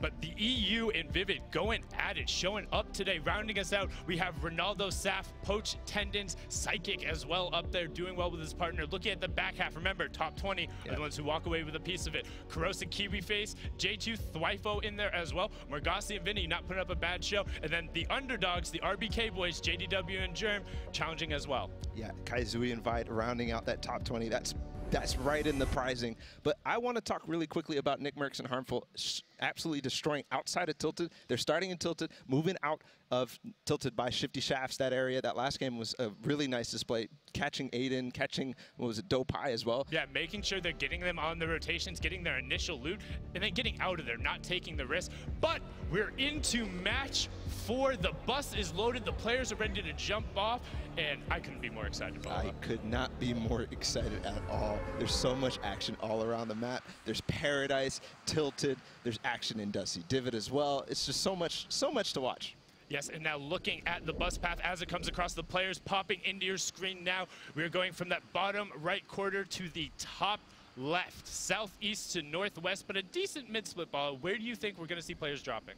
Yeah, I'm keeping my eye on Paradise. There's been a lot of action, especially in that game 1. There's Saint, there's Ghoul, there's Lynette. There's so many players dropping in Paradise. It's a very, very nice spot to look at. And there's actually, you see the llama over towards that truck stop out in the southwest or southeast corner of the map as well. There's 2 players dropping on it. That's a nice little find there. Really good influx of materials and utility that you can get. That's not a bad loot spot anyway, so expect them to be coming out of that really well prepared and also to have a lot of people to fight. There's 3 teams down in Fatal. 3 teams indeed. We'll see if Nate Hills and Funk Bomb are actually deciding to go back towards their hometown of Fatal Fields. We'll see though, as they aren't actually contesting yet. There's so much to look at on this map. Polar Peak is interesting as well to me. There's 4 players right around there. That split is always interesting and fun to watch. But we're going to hop in with Thwifo, J-Truth against Nistic and McDonald we saw earlier today as this fight starts to unravel. Yeah, Nistic already down on the ground. McDonald trying to create some space for him, but unfortunately, it's going to be really difficult in an early 1v2 situation where they both have shields and they're pitching from the side. Fantastically well executed 1v2 there. And you notice they got the initial down right away, and he has that hunting rifle, and it's missing a couple bullets. You have to think he probably picked one up, got an AR round, and they're able to just close that up.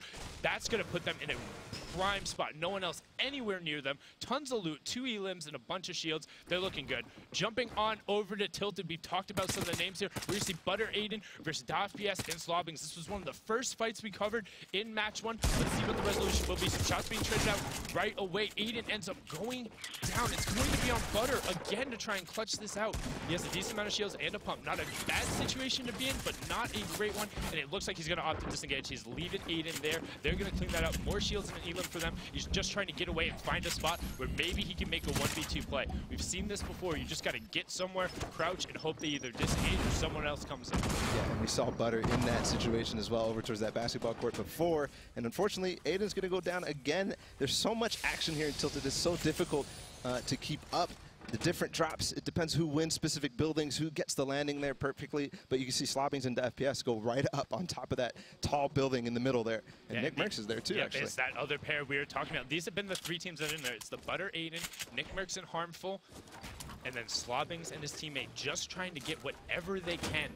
However, it's just running around. Not a bad loadout from him. The blue pump going to allow him to really excel in these close quarter situations. Snake's able to force him around. Has a decent amount of shields. DoffPS and Slobbings just control of it. We're going to flip on over to Lazy Links where Monster and Devious are squared off against Ziff and Povzy. But Ziff looks like he's just trying to provide a little bit of support in the Stormwing. Not sure if they're fully aware of him. You see Devious and Monster are looking towards that direction and trying to put some shots down on that pilot right now. Yeah, this is a strategy that Ziff and Povzy have been using here in Lazy to contest Devious and Monster, grabbing that Stormwing and actually coming in from the side and using this turret to such good use. Ziff actually managed to get a lot of damage in that first game. We'll see if he's going to be able to do anything from this guy today.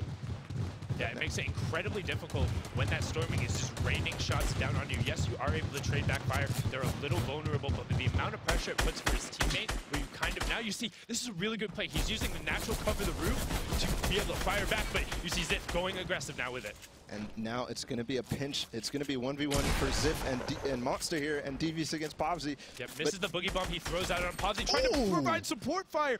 Monster trades right back. He says, no, no, no, don't poke it out. Throwing the clingers, and immediately Devious sees the pushes going. Ziff has to track back to Povzy on literally 1 HP. Yeah. Pops his minis to get the 50 effective back. The clinger's not going to land. Ziff trying to get over, regroup. Let's see how they play this 1v2 out. Yeah, and all Monster's trying to do is keep Ziff from supporting Povzy. As you can see, Ziff was trying to book it all the way to get to Povzy and make sure that Devious couldn't hunt him down, and he did manage to do that. So it's going to be a stalemate again. They're going to give a little bit of time. Povzy has those minis, like you said.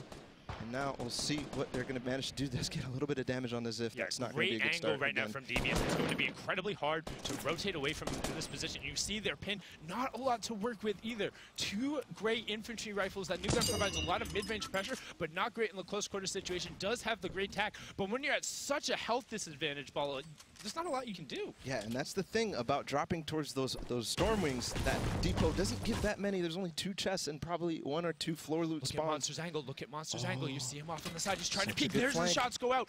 Any amount of chip is good for them there. They have to execute on this pinch now. If they're not able to knock these guys out, it's going to be a lot of wasted time and resources. But if they do, look, pre-charging the dynamite. They're going to try and get that down, and then Devious is going to try and follow up the shots. Yeah, and that was a perfect placement on that dynamite. He actually completely opens up Povzy, and he's managed to knock him all the way down. It's just Ziff left.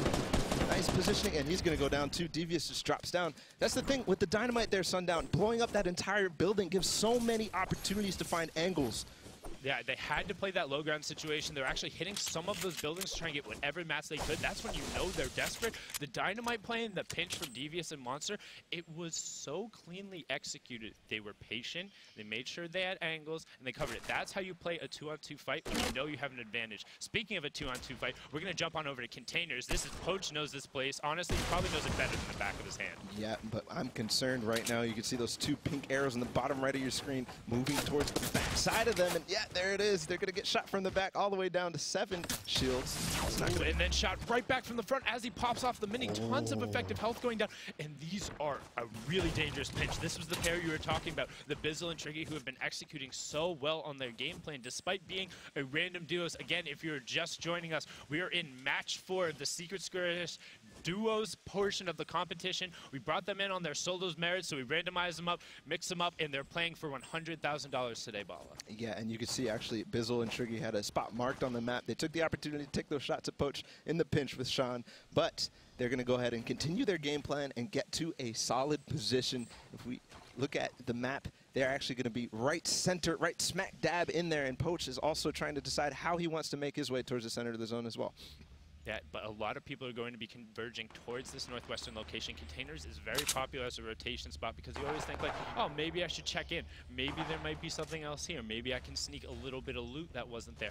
But you also have to be careful. There's always someone lurking. There's always someone lurking, and just like you were talking about, maybe there's a little bit of loot, but specifically, there's always extra containers to find. You can see Sean topping off on some metal. He's already at probably half. He has 2/3 of his materials right now, at least. So he's going to be in good shape towards that end game. Yeah, and they're just so standing. close. They're standing on the open, just taking shots, flipping on over now to Salty Springs. pardon me. JDW and Jerem, the underdogs we were talking about. Marksman trying to put some shots out. Pearl has the high ground. They have him pinned on the low ground. There are some bottle rackets there. We'll see if he opts to utilize it, but more than likely he's just going to try and use that suppressed Epic AR to put down some shots, and he needs to get out of the storm. He's kind of low. He is very low, all the way down at 25 HP. You can see Jerem and JDW down on the low ground. They're on the edge of that zone. Look how many teams are inside of this little tiny area on the edge of the zone. They're going to want to try to get away as fast as possible. They do have that risk to go if they want to, but another one on the side. He's going to go down to 27. Now, this is the typical for the edge of the zones. Why do we see so many teams end up pumped up in here? But unfortunately, they're right down there. Rift to go out. That is such a smart play. Yeah, but he's not out of the woods yet. Only 7 HP. He's going to fall. That's such an easy target way up high. All they have to do is box up and look up. And though JDW goes down, Jerem is actually, he's going to try to loop back around. Thwyfo is hot on the tails of this. So they were pinned in by the Stinks, are able to clean it up. There's Thwyfo, good job. So being pinned in by the Stinks with only 20 HP immediately ticks down. Rift goes to gets out, but you're an easy target then in the air. These are very good players. They've qualified from PAX West, TwitchCon, all of those solo performances, earning them an invitation here to this Secret Skirmish and just showing their ability to track these targets and not let them out. Speaking of tracking their targets, Bala, Cloaksy, we've seen how good he is. We're going to catch a replay of one of his early eliminations right now as it comes up and to see what he is able to do, what he has been able to do out of the Stormwing. This is... Way. No way, I don't have words. That is just otherworldly level of tracking and finding that, and then able to clean up on it afterward from the Stormwing. Good rotation. Normally it's known for just rotating. Cloaksy's showing it can be used for more. Yeah, you see some players who are so good with those snipers, get those shots a lot, but we're going to hop into this fight right on the edge of Loot Lake. It looks like Blue Team is under pressure. I don't see his teammate anywhere to be found. Mental Space Soldier coming in. He does get the cone in. Is he going to get the edit? Blue Team is also getting pressure from above, but the Mentos goes down, actually. That was a valiant effort coming out from Blue Team. So what you'll see when you're fighting defensively in a 1v2 situation, players tend to box themselves in and try and buy as much time as possible, hope to get a shot. He did get the knockdown on Dementos, but not able to convert. This is going to put them in a little bit of an awkward situation. However, with all the extra resources, they should be fine. Flipping on over near Wailing, you have Deuces and Tickers, Ifa in between, and then Chap and Cloaks, the pair who picked up that 6th snipe, sitting on 2 elims, and they're in a pretty good spot right now, Paolo. Yeah, in a very good spot. One of the things I wanted to mention was all the Wailing droppers in this zone are going to be favored here because they do get that use of that infinite rift down below the base. But for now, Chap and Cloaksy are actually going to try to pressure Ifa in front of them on the edge here. They're in a decent position. Yeah, getting some shots rained down on them, not horrible. The trees provide a lot of natural cover, but once you are down in there, you are down in there. As soon as other people start looking, if one person starts shooting, it's very frequent for others, rather than to trade shots out on them, to pile in. Hey, if a wall breaks and I get a stray shot in there and I'm the one who gets that down, great. If not, no pressure on me. They're not shooting at me, right? Yep, exactly. And you can actually see that we're going to hop in with Tickers and Deuces. But Harmful and Nick Mercs in the background there. They're lurking. They made their way into the zone. And they're still up for sure. So yeah, that's a good rotation, too. From Tilted all the way over to the backside, pretty safe. Some good shots coming out from Deuces, aiming towards that canyon, knowing not a lot of people are going to have an option. They're either rotating through the valley or you're seeing building up above. So good angle coming out from them, and they hold the high ground. If you look down the bottom right-hand corner of your screen, that little high ground nook right there gives them control over basically all of Wailing. People who think they're safe rotating through, if you show them a pixel and you get hit, they're going to hit it. Yep, exactly. And now, looks like Nick Mercs and Harmful do have such a significant base here towards the center zone. And again, if you get centered in the zone towards these late circles, you get a much, much bigger chance of getting the next zone. We're going to hop into the 3rd zone in 5 seconds. We'll see where that lands. Yeah, and just a quick state of the game. There is 68 players remaining, 37 duo pairings, so a couple of solos running around there. We know Butter was one as well. And Harmful and Nick waiting, trying to get one more elim to grab a point. That point will be crucial. Every single point matters right now. Looking at that top 20 situation, 2 points is going to put you into it right now with a couple good tiebreakers. So everyone is valuable. Yeah, and just taking a look at that 3rd zone that has been revealed in the bottom right, you could actually see the Infinite Rift is still in place. So all the players that are down there, I believe I saw Cease and Lyrison actually down in that Infinite Rift area, are going to have such an advantage if this continues to go this way. It could even land on them a 4th time, possibly. And one other thing to take into consideration, when the circle comes up towards Wailing Woods like this, there's going to be a lot more natural materials in play over the course of the game. It's really easy to constantly top back up on wood and then leave that wood supply down there. As you're rotating, you always see just little bundles here and there. Pick those up. You're going to see more mats in the late game than traditional, simply because of the availability of resources in this circle. Yeah, absolutely. It looks like Frosty, ZK, and Sean down there doing that specific thing as well. A lot of metal actually down there to be able to do that. Yeah, a lot of those buildings, people don't really think about it. Sometimes you just got to break a piece of furniture. I know it feels really good. Just smash that lamp. It's super rewarding, particularly when you have one of the pickaxes like zhung, zhung. Like, it always makes farming metal more important to me, man. It does, absolutely. We're going to hop in with the Wifo and J Truth, and they're making their rotate in as well. We'll see what type of position they get. They're not in the zone just yet. Yeah, you see where they have marked out, trying to make the rotation through, but a lot of arrows in the way. Kevy and Jaomak right there. KiwiFace and Kuros as well. We're probably going to see a lot of fights happen right on the edge of the circle. And as these fights start popping off, look for people to try and flank, right? If somebody else is rifling across, you can't really hear people flanking up behind you. It's really difficult to tell when somebody's breaking into your box if you're trading shots away with somebody else. Yeah, and exactly just like that. Actually, Wifo and J Truth at 5 elims, they're going to have to be careful with just that thing that you just said there. You saw Kuros take some shots, and they need to be careful of all the teams around them. Yeah, that congestion in this area. Somebody already firing off some bottle rocks, trying to break up a little bit of that congestion, firing it towards the edge of the circle, not letting people establish that. It's just a really good, annoying utility item. It puts just a little bit of pressure on them. It means you have to be conscious of it. You have to be replacing your wall. But also, Wifo and J2, 5 elims you talked about, one more for a point, and there's a lot of people left. We're still 63 players left, 33 duos. I like the use of the bottle rockets right here, actually keeping Kuros and KiwiFace out of the zone. Nice use. They're actually going to rotate back out of the zone and try to get up in a different position, get away from the people who are bottle rocking them. Ooh. I think that's a very good choice, Paolo. You don't want to be running straight into a bunch of bottle rockets, having to contest with that, and then also worry about maybe trading bad shots or having to throw up a ramp or a quick double ramp wall into the zone. A lot of gatekeeping going on. It's a term typically thrown out in Fortnite. What does it mean when you see that? Yeah, it's definitely, it's when you basically are trying to keep the players out of zone. They're throwing all their mats trying to get in that zone, and you're just going to continue to shoot at them. They're going to actually draw all the attention from everybody in the zone, and it's going to be hard to get in when people are trying to do that to you. Yeah, it makes it incredibly difficult. Looking back into it right now, people are going to have to be forced more into that central location, but with all the action we've caught so far, there's definitely some that may mix. Lupo, catch us up on the mid-game highlights. Sundown Ballin', thank you very much. We're going to take a look back just a couple plays here in competitive Fortnite. Taking the opportunity that your opponent may present is one of the best options right here. You see Mavruski, boom, takes advantage of a ramp swap from Takata and catches him off guard. Now, opportunity plays are extremely important. Sheep, Dobai already eliminated, but right there, Sheep takes the just 2 seconds to finish the elimination, get that little siphon boost there, and as I said before, taking advantage of your opponent's edits, builds. Right here, Aspect watching the push from his opponent, gets a quick shotgun shot off to get the knockdown on Naga Ops, goes for the elimination. Every single shield point counts, and these players know it.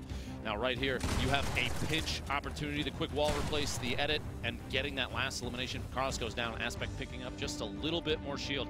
These competitive players, boys, they are on top of the game every step of the way. They most certainly are, Dr. Lupo. Thank you so much for breaking that down. We're going to hop back on board here with Paytech and Overpeak, the Norwegian himself, representing Gambit, trying to put some pressure on here. He had an amazing performance at TwitchCon, him and Dementos winning back-to-back games, and they're setting themselves up for a late, trying to have a good late game rotation. They're right on the edge of the circle. They're above that Storm Surge threshold. Storm Surge triggers, when players have been a little too passive, if we're still packing it in towards the late game, you have to take action. You have to make sure you're at least trading shots back out, and these guys are close. If that one team who's only 4 below puts out some more damage, they could be in danger. They might need to go find a fight real quick, or they'll start being ticked from above.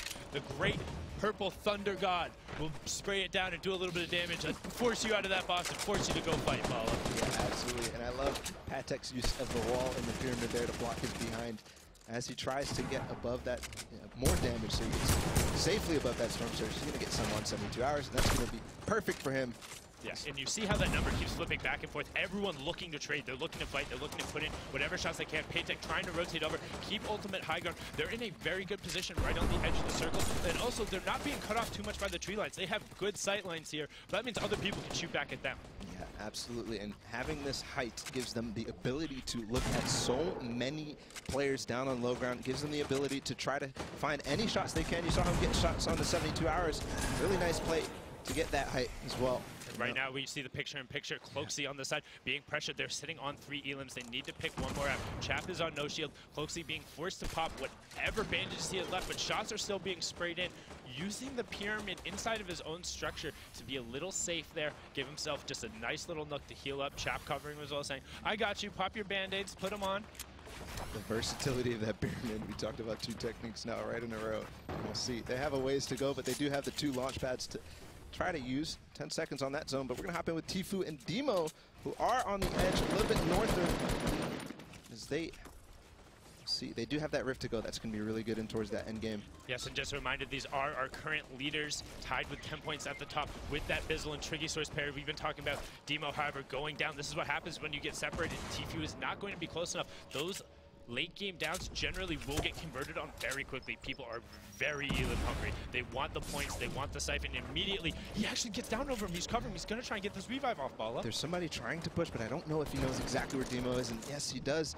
And we'll see. He has to leave for the storm as well, and Tfue might have the time still here. Just a second. No, it looks like he's going to leave. Oh, he's going to try. Can he rift both of them? No, I don't think so. I was just about to say, they're going to try and bring him through, maybe get a quick revive and then rift.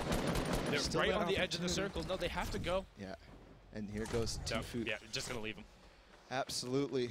As he looks for the best position, he might decide to land on this high ground. We'll see. He's only one in the air. One of the things when you're rifting is sometimes you bring a lot of people with you, but in this case, only Tfue up in the sky. Yeah, we talk about that recycled utility players. They hear the launch pad, they hear the rifts, you look to run for it, and the new circle now populated. People are going to have a far run. Tfue staying up enough so he can get prime position on the next rotation, but also play a little bit of a loop goblin, drop down, pick up some free stuff, and a supply drop there. I really like that decision. He stayed high, but we're going to see Daxor in the bottom right now, trying to finish the elim onto grenades if he can. No, he's not going to be able to do it.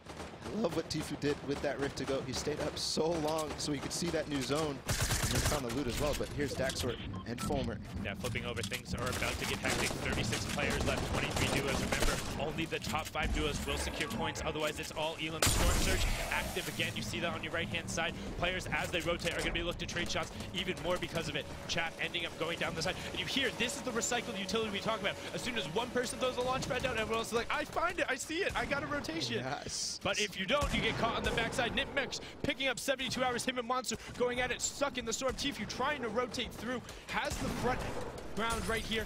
Not worried about it. He's ahead of this rotation, and he also has a rocket launcher. This could be incredibly efficient. Look at that, Zhao right away, immediately to the face, picks it up. Sitting on max, what else can he do with it? He can point here. That's going to be the story. 9 elims right now. 9 elims right now for Nick and Harmful. They are in that big bonus territory. Big bonus means every single elim here on out is an extra point. Nick gets the rift. They go up. They're all on the high ground. However, that was not his rift. Harmful is still down there and fighting. You see them on either perspective. Right now, he is completely alone, trying to play safe and just finding shots. Good heavy AR shots out there. 22 players left. 16 duos. RPG comes through, does not find him. Immediately tries to box himself back up. Yeah, one of the issues for Nick and Harmful right now is that Nick had those launch pads if he wants to make the rotation, so Harmful's on his own here. As you can see, he's getting shot from all directions. He's gonna go ahead and make through. And no, he goes down. Edits into the box right away. Another player there. That's the problem with doing these super close quarter rotations. Everyone is in a box. Everyone's behind it. Everyone can edit it out. Nick getting to the edge of circle, getting in the front. This front position very good. He can now edit the window and look for where other players. They have to rotate past him, and he has time to think. Trying to see who else is by him. Right in the box. October 100 immediately falls off with a 90, but neither of those two players are together. They're fighting each other as well. Nick knows he's low, able to convert on the down. Tickers goes down. That is 10 elims for him. That's an extra point as well. So they've already wrapped up 5 elimination points. 11 duos left, 13 players, so only a couple of solos running around. Will Nick be able to find more? Will they be able to challenge towards the top? Aegis in the middle. There's it above him. Anthony and Punisher having a fight on the backside. Anthony picks that one up. Lenon all the way on the front trying to get there. Nick is hunting Ghoul. You see it on the back. Anthony picks up Triggy as he was solo. Triggy's not going to be able to pick up any additional points in this one. Down to our top 8 duos, 10 players left. This is getting 10. Shot comes out from Aegis. Did not quite convert. Still hitting that player. Has to be so low, Bala. Yeah, absolutely. Aegis trying to manage to get away from these players. That's what you want to do in these situations. Get away from these players. You see Nick Merckx did go down. I also want to touch on Lyrison and Cease actually up on that high ground. So we'll see. This is a point here. Yep, next duo eliminate. Not only was that a point from that, because it puts them into that top 5 teams. Now they want to hit top 3. There's only 4 teams remaining. Stuck out in this one. Gets picked up by Thwyfo. Now it's just a straight 1-on-1. J2 with Thwyfo. Able to be picked up. Unfortunately, Thwyfo goes down. Anthony cleans it up on the backside. 5th Elam pushes him to 2 points. Gets the victory out. But right there at the end, I don't know if you saw it, Thwyfo and J2 had 11 Elams. We had 2 teams pushing into the big bonus right there. Nick Merckx able to get there. Thwyfo able to get there. They have to be happy with that performance, but let's not count out our Victory Royale winners right there. Anthony and Clarity G, very well executed from Anthony. You saw a couple very clutch fights going down the low ground, cleaning those up, and we're going to see those final moments over again. So they're not super low. Anthony cleans that up right there. Aegis is out in the storm. Thwyfo turns around right up, immediately blasts it back. Anthony, great shot to equalize, and Thwyfo doesn't have the pressure. He had already swapped over the heavy AR. Anthony remaining calm, remaining cool, remaining collected, winning every single one of those close engagements and then converting into Victory Royale and 5 eliminations. That's going to be an additional 5 points for them coming up. Well done, Bala. Yeah, well done. And I really liked in those endgame moments, you talked about his coolness. He prioritized so well in that end moment, making sure that he got up the hill. That was his only priority. He wasn't bothering with fighting down below as the other players were. And that gets him to the point where he can actually get the drop on Thwyfo. A nice play there for Anthony. Yeah, but let's not discredit what Thwyfo and J2 were able to do. Yeah. 11 Elams is nuts. Yeah, that is a very, very, very high number against some of the best players in the game. And the best players in the game, making some of the best plays in the game, broken down by one of the best himself. Dr. Lupo, what do you got for us? Gentlemen, thank you very much. What a crazy game. That time around, a ridiculous number of eliminations. But before we get all the way to the end, so many teams showed up big. You have to remember, all of these duos are randomly selected. I want to take a look at one play in particular, a kind of a disadvantageous position for a duo here. You see Blue T, Base Soldier, Dementos, and Zate. Blue T and Zate clearly have the high ground, and Dementos and Base Soldier, 9 times out of 10, you would consider them kind of in the tough spot here. But in the middle of this fight, you have 2 players, like I said before, that have not really played too much together. Base Soldier, Dementos, look at this simultaneous push in different directions. Base Soldier and Dementos both trying to climb for the high ground. And it actually works out. Dementos does assert high ground, runs out of materials, but it doesn't really matter. He uses Zate's build against him, catches him on a jump out of a ramp structure, and has claimed high ground. Blue T then stuck, pinched vertically between both of these players. Base Soldier, Dementos take the opportunity to kind of finish the job here. You don't often see a low ground to high ground push from a randomly selected duo like this in opposite directions, basically, come out on top. These are the kind of plays that these competitive players have been showing all day so far today, and we're not even close to done, gentlemen. Back to you. Thank you so much, Dr. Lupo. That's right, the Boricua boys are back for game number 5. You got Golden Boy Monster D-Face, Mr. Fortnite himself on the horn, and we're really excited for this next one because we have had some amazing games so far. I mean, some real squeaky bum time moments, man. Yeah, like as far as the leaderboard goes, it's been neck and neck. No one's been safe. The energy in this place has been real, and players are bringing it today on the dual format. I know, it's been so exciting. Well, let's look at the standings here and see where we are right now because, as it stands, you got Demo and Tfue. They're still going to be up top, continuing to add on with those eliminations, which keeps them protected from Bizzle and Triggy, who are gaining on them. Those 2 teams have not changed, but J-Truth jumps up. Golden, another team steps up to the plate, jumping 9 spots. J-Truth, Thwyfo here? 10, 10, and 10 for total points. This is crazy. Anthony, Clarity G, they're going to jump up 21 places there in 6th place with that game win that they just managed to secure. We got another page as well. Might as well take a look at that because you got some other familiar names here. Aegis and Ronan jumping up 25 as well. Maybe they can have a big game here in match 5. Maybe this is their opportunity to crack into the top 10, Monster. But there are some stacked names in the second page of the overall standings. I mean, even Chap and Cloaksy are knocking on top 10's door here, moving up 5 big slots, bringing them up to 3 total points. And that last game was huge on eliminations for them. That was like literally a game changer for them. Yeah, and here's the thing. One team that a lot of people have really been talking about has been Chap and Cloaksy. And I do want to take an opportunity to dive a little deeper and learn a little bit more about the one we call Cloaksy.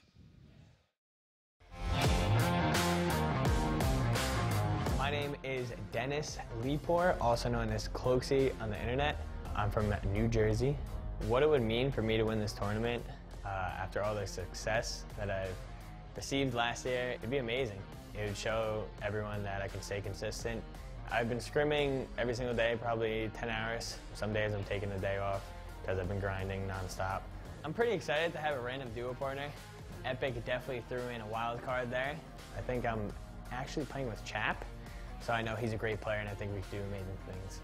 With my current status in the community being well-known and winning TwitchCon, I do think I have a target on my back, me and Tfue both. I think people want to shut us down as much as they can, and it's going to be not as easy as people think, even though it's solos, but bring on the challenge. The person that I have an eye out for in the pack of the whole group is probably 72 hours. That guy's crazy. I know if he hits me once, he's coming straight for me. I didn't know I had it in me until FaZe Clan actually reached out to me. And they were like, hey, we've been searching you on Twitter and stuff like that. We've been watching your vids, and we really think you'd be an excellent captain for our Fortnite team. And at that moment, my jaw just dropped, and I'm just like, this is going to change my life forever, and let's do it. There you have it, Cloaksy, man, the man himself. And yeah, he's been paired up with a pretty nice random duo partner in Chap. And I do want to look at some of his stats as well, kind of see where he is, right? Like how he's been performing, how this game has been going for them. So when we get an opportunity, we'll roll the stats. But one thing I do want to just talk about with Cloaksy, I've had an opportunity to talk to this guy, good head on his shoulders, right? He really knows how to bring it in the intense situations. But let's take a look at the match stats, and okay, interesting statistics here. Yeah, without a doubt. Let's take a look at total damage dealt versus damage taken. To think that they've actually taken more damage than they've given out. It's kind of crazy. And for an 11th place seed here, that's a very interesting stat. Only 1 shotgun elimination for their total of 5 eliminations so far. If you dish it out, you gotta know how to take it, Monster. That's pretty much the story here. They're going neck to neck here. You gotta be careful, man. Any mistake, you're gonna pay for it. And I mean, when you're getting shot, that's probably the difference in them kind of securing an extra point or so. Yeah, these games have been so good today, and I've really been enjoying it. Hopefully you are as well. Make sure you use that hashtag Secret Skirmish, okay? Share. Let us know who you think is going to win match number 5. I want to hear from you. You can tweet at me at GoldenBoyFTW, MonsterDFace. Maybe you can go ahead and do that. Also, use code MonsterDFace. Oh, I'll take those. I got you, buddy. I got you. I don't have a creator code. I got you, buddy. You know, you see, look at that. I'm your cheerleader. This is my guy. This is the duo right here. I got his back. You know what I'm saying, baby? I'll also use that hashtag Share the Love. This is Valentine's Day. Can I talk about Share the Love, by the way? Share the love, man. Where do you ever see a team willing to go as far as Epic to allow people at home to win a free Battle Pass? That's right, guys. You guys at home, go out there and complete your Valentine Day challenges. They're available for you now in the game. Start earning yourself a free Battle Pass. While we may be the duo, okay, I do have to have a confession here, buddy. I gave Zeke my glider. I gave Zeke the glider. I'm sorry. I gave him the glider. He gave me a glider back. Oh. He's my Valentine. That's it. It stings. I wasn't even invited to this transaction. My wife of 10 years. We could have done a circle, you know, like one and one. We actually could have been fair. Oh man, I actually did not think about that. And this is why I'm the big brains, guys. This is why he's the analyst. This is why he's going to break down the gameplay here. But you know, I guess talking about the games, because we're waiting to load up into the battle bus and jump on over to the island. Might as well talk about what we've seen so far. I put up the tweet earlier today. I think we all kind of did.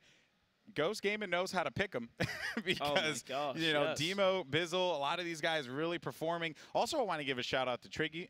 You know, that's a huge opportunity for him, and he's really been holding his own. It has been a very fun day of duos competition. I know that everyone wants to see the Tifus and the Cloaksies and Demo and Bizzles, right? Like, see these guys go toe-to-toe against one another. But it's been cool to see everyone kind of get thrown together and learn how to work together on the fly, right? Yeah, without a doubt, like these players out here, they've kind of just, to be paired together with someone. I was saying before the skirmish even happened that if there's anyone out there you want as a PC player with that game sense to be put with a controller slayer, because these guys know what they're doing. They have proven time and time again that they can hit those shots. Yep. And recently, especially in the new patch, they can the aim assist revert, right? Yeah, yeah. So now their shots are back on the money. Triggy was happy about that one. I was too. Hashtag controller gang all day. But we're waiting for everyone to get loaded up into the bus. The good news is we're going to hear from some of our players. In fact, we're going to hear from the third place team. We actually have Dr. Lupo standing by. Golden Boy, thank you very much. I'm down here on the floor with Thwifo and J Truth, third place overall right now here at the duos portion of the Secret Skirmish. Gentlemen, what's it like being part of a randomly matched together duo? You guys have obviously played against each other a number of times in the past, you know, scrimmage games and stuff like that. What's the chemistry like so far? Just always sticking together, always trying to get kills together, just never splitting. Yeah, the random duos is really fun. I like the format of this, and I was really hyped up when I got Thwifo as a duo. He's a really good player, and he's been popping off all day, so definitely. Literally gassing your teammate up already, which is incredible to see. Honestly, that kind of chemistry isn't something that just kind of, it doesn't come out of anywhere. It's not manifested from nothing. You guys have played together for forever. I feel like Fortnite has built relationships and friendships between players like you that we don't really see in many other competitive games. Do you guys have a history of competitive gaming before Fortnite? No, I played with some of his teammates before, but never J Truth. J Truth, what about you? In terms of like what games I played before this, like I didn't really play games competitively that much, but I mainly played CS:GO before Fortnite, and that helps a lot with the aim aspect of the game for sure. I feel like because of that, like you said, you're kind of dipping into Fortnite and just competitive gameplay in general. I think it really shows that the bonding here, especially you could pick anybody from the list of players here at Secret Skirmish and get similar results. But you guys have been absolutely crushing third place against some of the best players that Fortnite has to offer. Going forward, you have only a handful of matches left. You have solos tomorrow. Do you feel like knowing that you guys have bonded now, the way that this duo has played so far, are you going to have a leg up on your current teammate? I don't know. I guess the strategy, it may or may not translate through. J-Truth, what about you? Thwife was a really good player, and hopefully I'm not landing near him in solos, so hopefully I don't see him early game, but if we do meet end game, then I don't think we really have a leg up on each other at this point, but I'd say it'll be a good fight either way. I guess we will just have to wait and see. We only have a couple games left. We have solos tomorrow. Don't forget, don't go anywhere. Make sure you're here tomorrow. But gentlemen, we're only moments away before the next game. Back to you guys over at the desk. Thank you so much, Dr. Lupo. That was Thwifo J Truth. And, you know, I mean, might as well highlight this. I gotta, you know, just be that guy. Okay, a lot of these players here, right? First time getting to this opportunity, being on this stage. And I've been competing, and also I've been, you know, involved in competitive gaming for years now. And I think it's pretty nerve-wracking, right, to be in this kind of setting and have to compete and also be around your peers, because this is also a very unique setting. Because even when I used to compete, it was like 4v4 games, right? Versus now you're surrounded by 99 other people who are all gunning for that top spot. They all want to be better than you. So I think that a lot of these guys are really focused on the game, and it kind of like showed there, they let their gameplay do the talking. Maybe maybe not necessarily themselves, which is okay, because so long as they're out there slaying and doing what they need to do, they're in 3rd place right now. They can very realistically come out on top and maybe come away with the duo's victory. But we also have some other players that are looking to climb their way into the top 20 as well. We've talked about them before. JDW and Germ from Raised by Kings. These guys looking to climb in. They're in 23rd place right now, Monster. Yeah, 23rd. They are so close to top 20. And don't forget, top 20 is the only players that are pretty much going to earn themselves a piece of the prize pool during the, you know, the duos portion. They've really got to fight their way and claw their way in. Just taking a look at where these guys are from. You see a little bit of stats there. And there they are on the floor. What do you think? You know, they have 9 eliminations, Monster, only 1 point.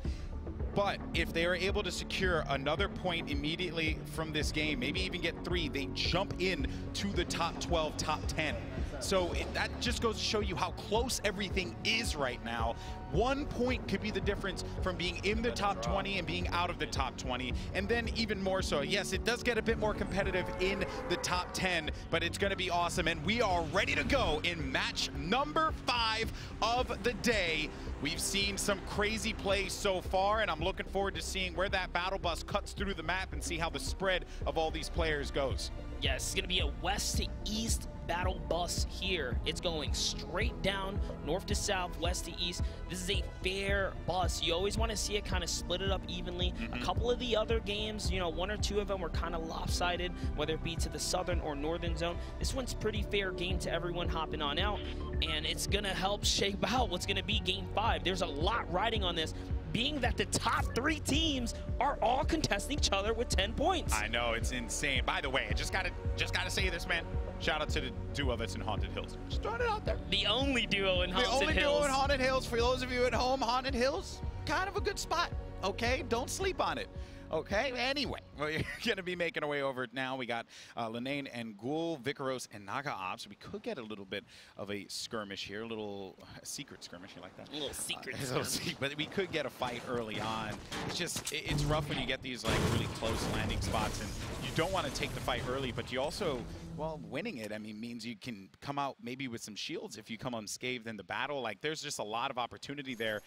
What you've been in these competitive situations before, Monster. You've competed in the past. What, I guess, is that early game looking? Are you looking to take that fight early on? Well, with 5 matches in, there's no question that these guys know what's going on by this point, right? Either they've been winning this early game or they haven't. You really have to shape your play style and understand your situation that you're in. Linane and Ghoul, we've seen them kind of make it to the end a little bit. Yeah, Vicaros is sneaking around. Oh, sneaky. This is going to really depend on how dude lands the first shot.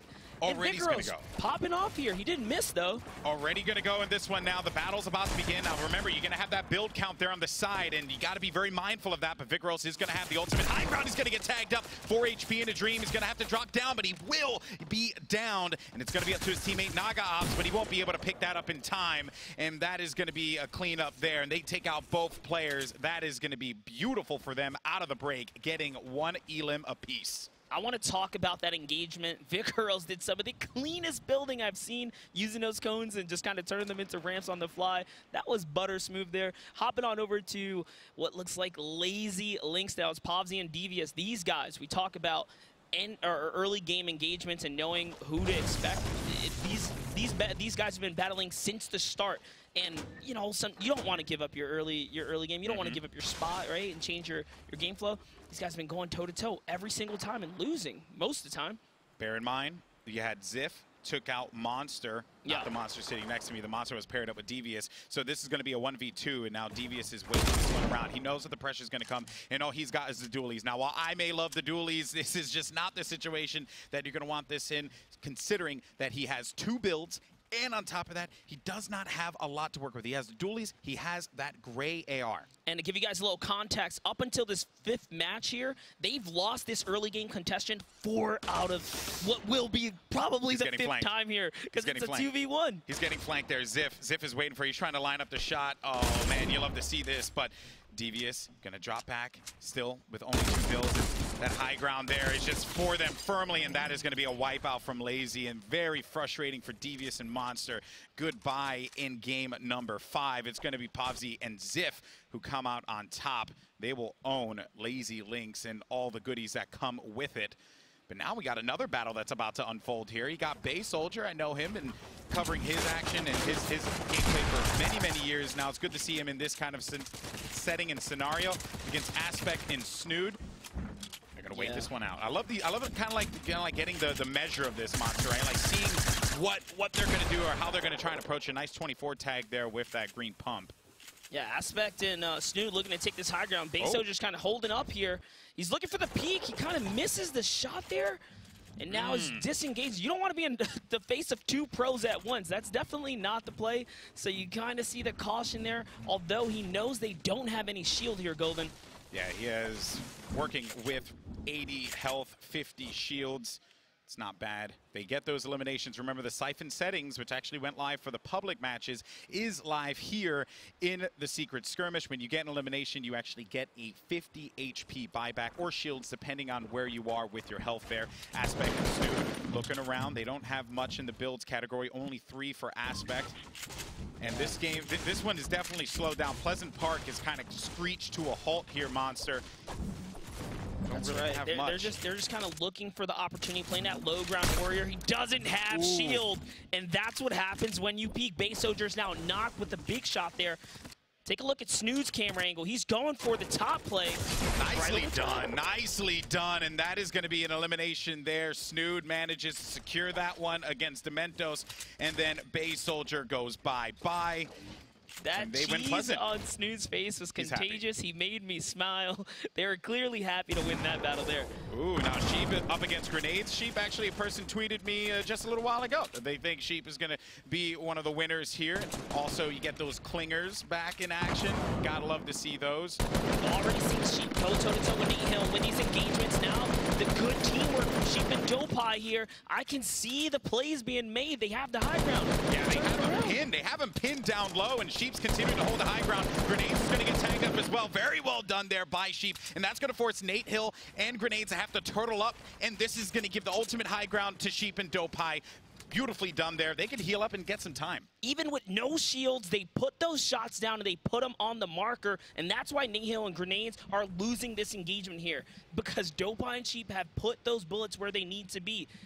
And every other time we've come here, this is why Nate Hill hasn't been in the aim games, right? It's been Sheep. This duo here is really clicking right now, and it's showing in these battles. Stormwing. The dreaded Stormwing is swooping in from above, applying a lot of pressure onto Sheep and Dopai. Dopai is going to be down, as a matter of fact. You just see him there to the right, and Takata swoops on in. So this is High Sky and Takata. Grenades, Nate Hill down low. Third party in this engagement. How is Sheep going to fight this one out? The Stormwing action. The Stormwing fired. Look at that coverage there.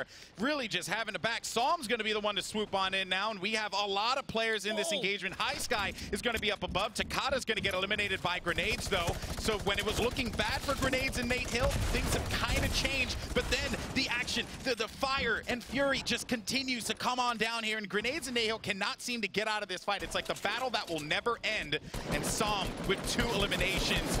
This guy, he's so good. Lines up the shot there with that blue AR and sends him down.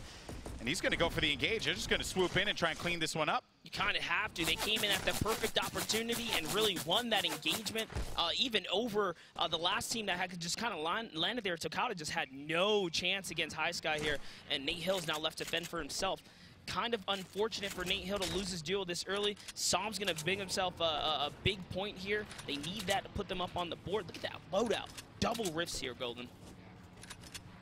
Very, just a good item to have, and kind of just allows you to be able, if you're in a rough spot as far as the storm goes, you can kind of rotate out, and that will work out nicely. Jay Cuddy here is going to be in the fight because his teammate Punisher is going to be out of this one, and the Stormwing, once again, a third-party Stormwing, and Jay Cuddy just needs to play defense here. He's only going to have 18, 16 builds. It continues to dwindle on down. Maybe gets a moment of respite here to breathe and relax for the moment, but Nick Merckx is going to be on the prowl. He's jumping right on in. Harmful and Nick Merckx. And that's going to be Jay Cuddy. You're out of here. Nick Merckx does go down, but Harmful should be there for the pickup. Yeah, that was a snipe coming right from the side here. That Or not. Stormwing. We haven't seen a lot of third-party Stormwing, but the confidence, I guess, is back in the air game here. They need these elims. This is what happens. You pull out the dirty plays towards the end. And that was Bowman who got the elimination on Nick Merckx. Man, that is a rough one to have to deal with, right? Tough pill to swallow, especially in this early game. And look at Vivid circling around, Vivid and Bowman. They were doing so good. Nick Merckx and Harmful kind of won that engagement. I mean, you know, kudos on him kind of disengaging, getting back to Tilted. His little hometown. He knew that there was some loot back there. Picks up that chug. It's going to bounce him right back.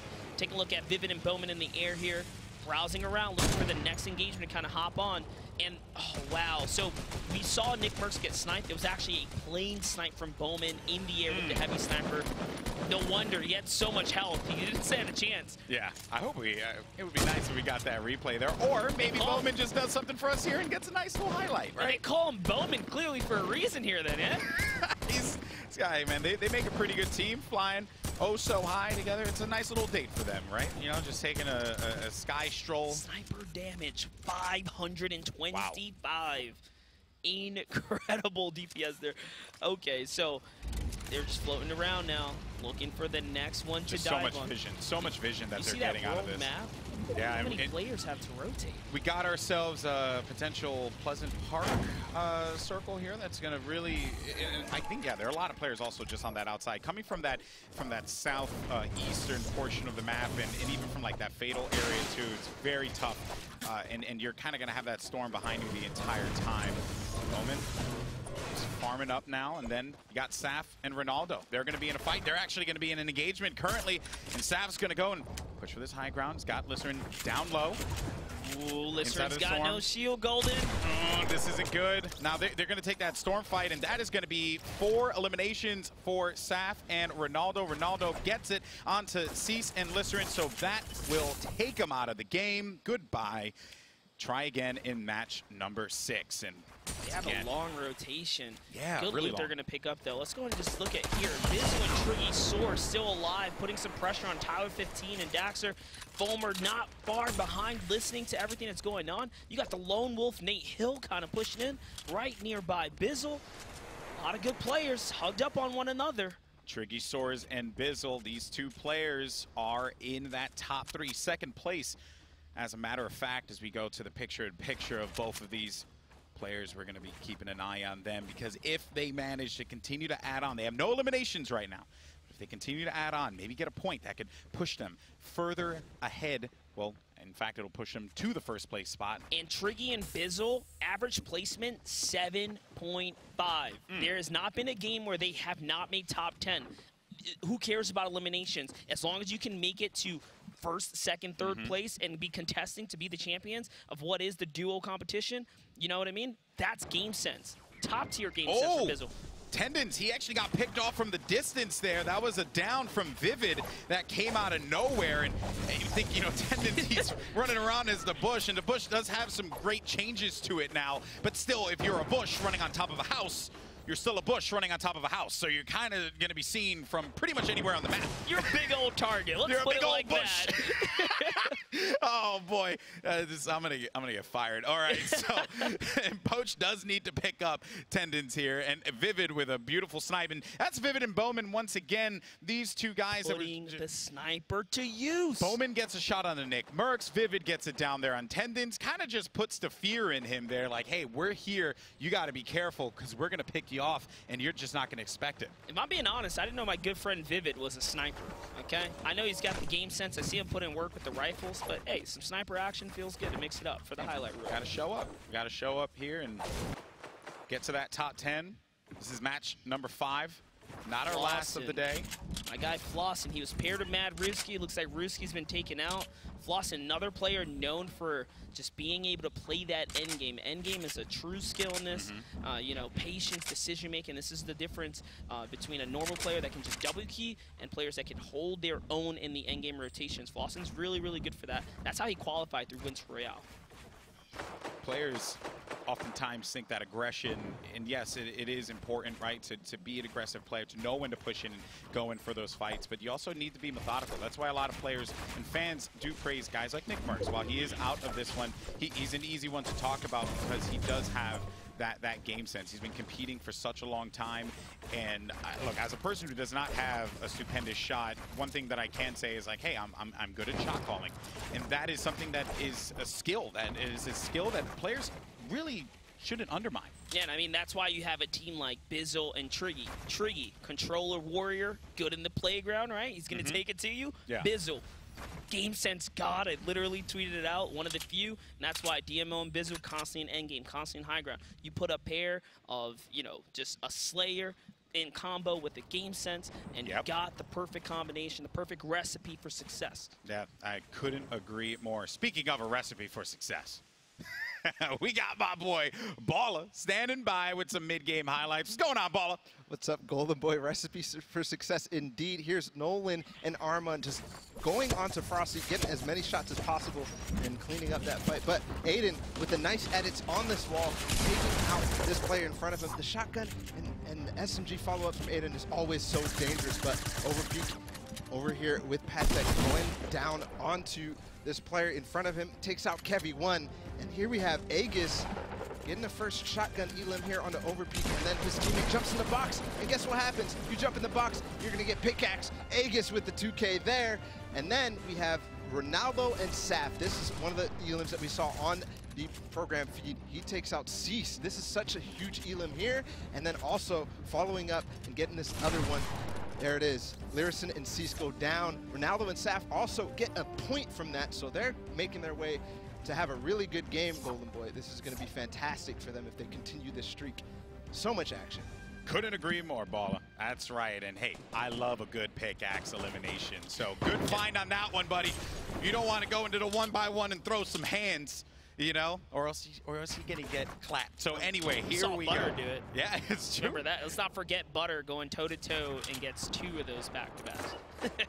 Boy, and as a person who is down to a pickaxe quite a bit, I know the pressure that you feel when you're getting pickaxe there. Now let's see this fun fact. Ronaldo, what was that, 2K damage that he's managed? No, he's actually managed to do 2 times more damage. 2 times more damage. What he's been able to receive. Reading comprehension is a skill, people, and it's one that I currently do not possess. Listen, I'm the 200 IQ in the duo, brother. I was gonna say a New York public education system. Then I realized you and I were both raised in the New York public education system, so it doesn't really work out. And clearly, I'm just bad at school. Anyway, saying school kids. Moving on. Do that. Do that. 60 players left now as we get ready for the next circle in the storm to collapse. We got Bizzle and Triggy still staying alive in this one with 0 eliminations, but they play for that late game and they do it oh so well.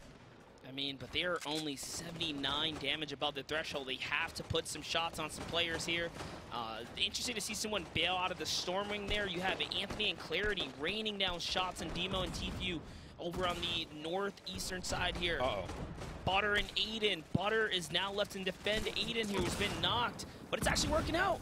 Clarity backed off Demo and Tfue, so Aiden's probably going to get saved here. Yeah, he should be able to get picked up, and they should be getting eyes on it. Never mind. Wait, no. Clingers never. said otherwise. Demo and Pearl just got the elimination on Aiden and Butter. Oh, man.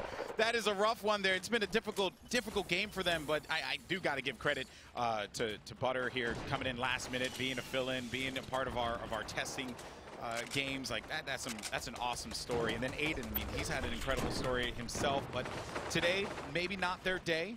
For now, though, 1 player, or 2 players whose day it certainly has been, is Tfue and Demo.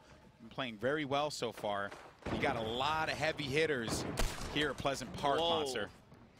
You take RPGs out the game, you take Stormwings out from ramming structures, and you get players like Demo and Tfue who think they can build the highest tower. All right, you want to post this on Reddit, dude? That's crazy, dude. Go for it, bro. It's okay. All right. Teach us some stuff. I like it. They built huge, intimidating towers. Going to be interested to see how they use these here. As Tfue is now escalating his way back up to the top here. I mean, they're center zone, so it's going to be a dominant stronghold. I think he knows that if they want first place, they need elims. and that's why they're going way up to the top, because he's going to be the eye in the sky to start taking players out here. And players that use that rift to go, they're going to be attempting to fly away. Tfue can also get those targets in the sky. Got CBK Flame that's going to be below. High Sky, IFA. IFA we haven't really talked a lot about. Actually, it all makes sense. Tfue and Demo had Spirit Metal down there. They burned it all. They made a huge base. Might as well. Well, and that's why he edited it all the way down, picked up that metal. He went for it. Smart play there. And way to use those resources to fullest of potential, honestly. Saf and Ronaldo now. 6 eliminations for them. They got a lot to work with, some traps as well. They're so close to big bonus here, Golden Boy. It's getting dangerously close for them. And when that circle starts to move even more, when the storm starts to push forward, you can see that they might try and pick up some of the stragglers. They're in a decent spot as well currently. Saf playing to seek edits, making doorways instead of windows. Now he's feeling ready to commit. He's going to make that window and try and put some pressure down. This is the difference right there. That's the difference in minimizing incoming damage. So Saf is going to take that heavy snipe and recognizing that, hey, maybe Saf could put it to better use. They both actually have 2 snipes, so I stand corrected. They have 2 snipes, and Ronaldo certainly didn't.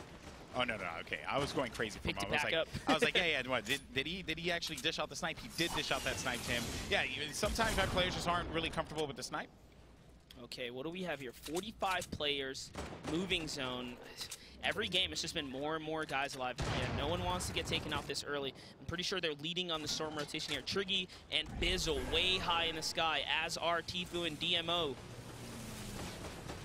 Looking over at the sky view, it's Psalm who's coming out of nowhere, deciding to let go of the storming finally. High Sky gets taken out the sky. Demo and Tfue here now in the Rift to Go rotation. Everyone's just massively trying to cross track here. No one is safe. The new changes have made it so that the zone is close to 50% further, but you have more time in the rotation. And just seeing the way that these players are tunneling out, I was talking to Bala about this, man, and I said, what is like one of the most important skills that a player could possibly have? And Bala says, learning how to effectively tunnel out and knowing where not to expose yourself to get shot from like incoming fire. And you see that these players, they create these perfect tunnels out. They put themselves in good spots to try and catch anyone that's going to be off guard. And Ronaldo and Saf, we've been on them quite a bit here because they've been looking for targets, and that's actually going to be a shield hit for about 30 plus on that one player that was right below. That's going to be another shield tag. I like that, man. Just a quick edit, just applying that pressure, forcing that player to have to go back. Yeah, they have this entire thing mapped out already. They own all of this, so they're recycling, they're getting ahead of the zone, and then they're getting players with these edits. Bye-bye Marksman right there. They're on big bonus territory, looking to make their way to the top of the leaderboard here. That was like a trap door.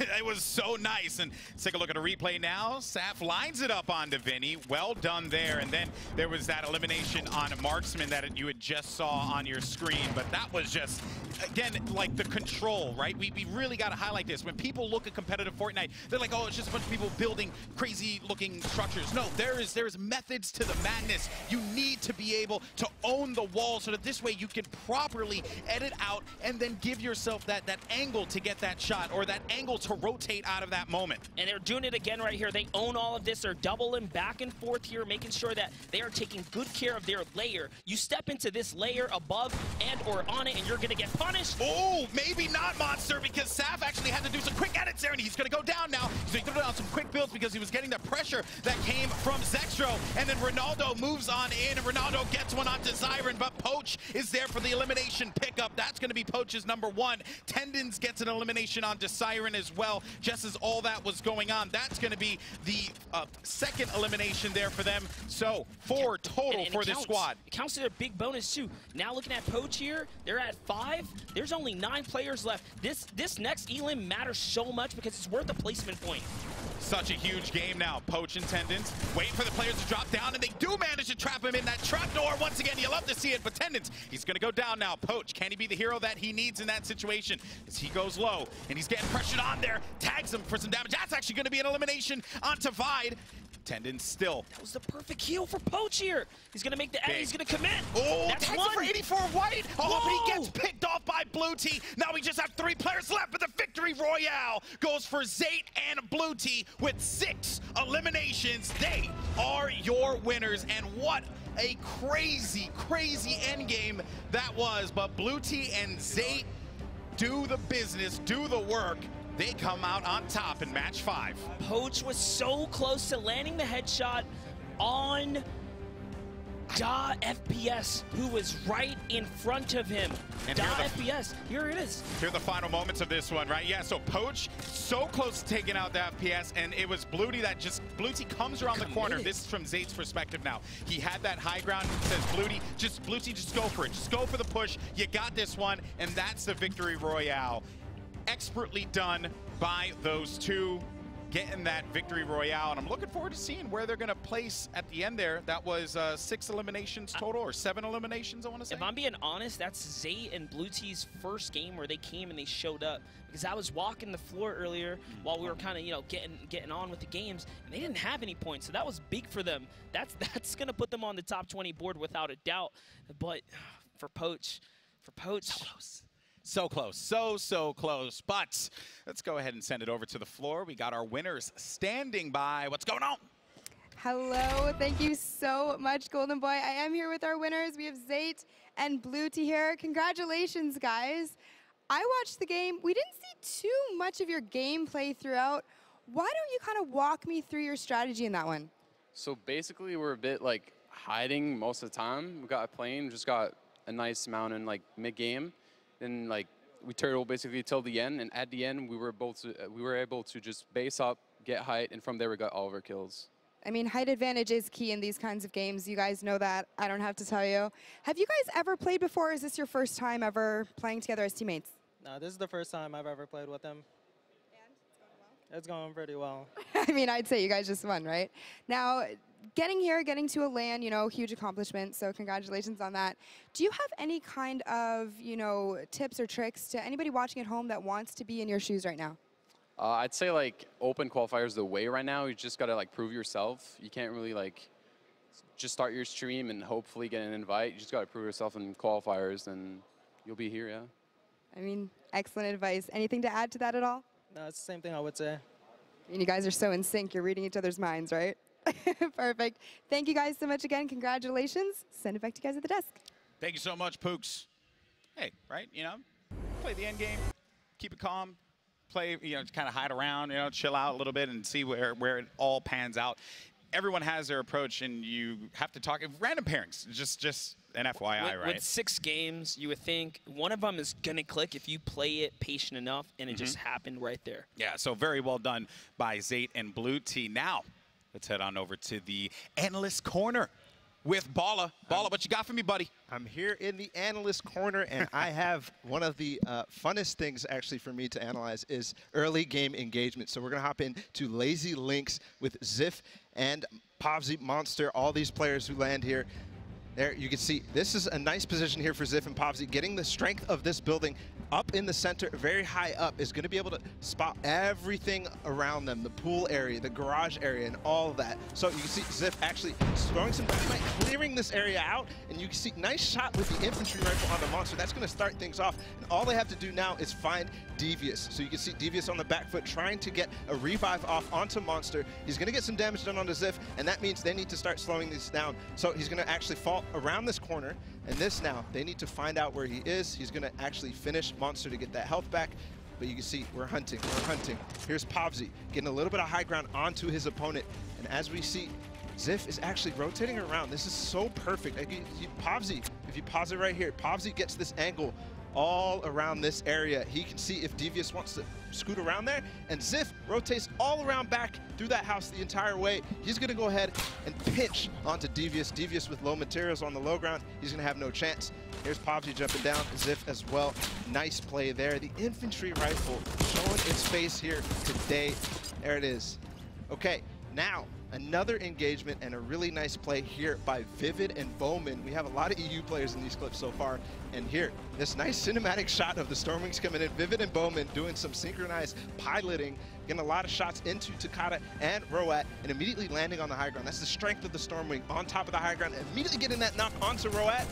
And then from here, it's all a matter of flushing Takada out. But Takada knows exactly what he has to do. Takada has a rift to go, so he doesn't necessarily need to go out to Roat. But what Vivid and Bowman are doing, Vivid's actually spending a little bit of time healing, but what they're doing is baiting Takada to try to go out to Roat.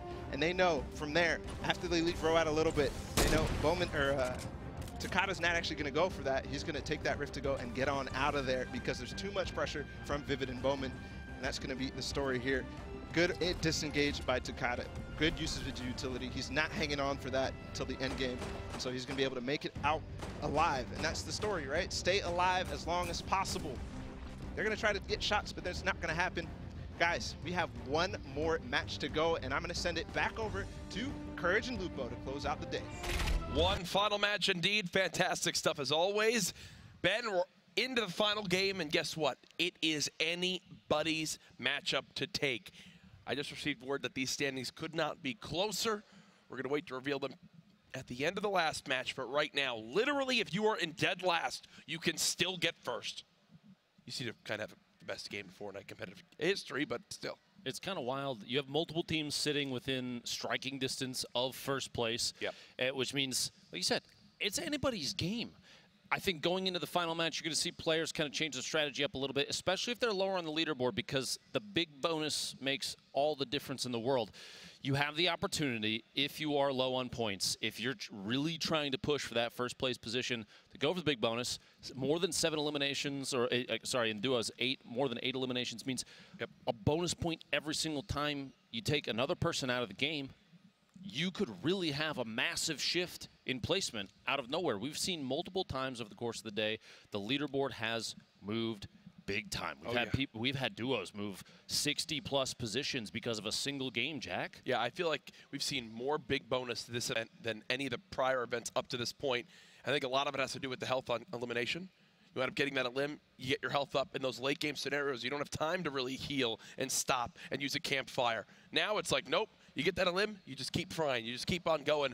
And that's how people have been racking up these elims so far. We hope you've enjoyed the coverage of the Fortnite Secret Skirmish to this point. While it is the final matchup today, we have an entire day of competition tomorrow, but that one will be all about the individual play in solos.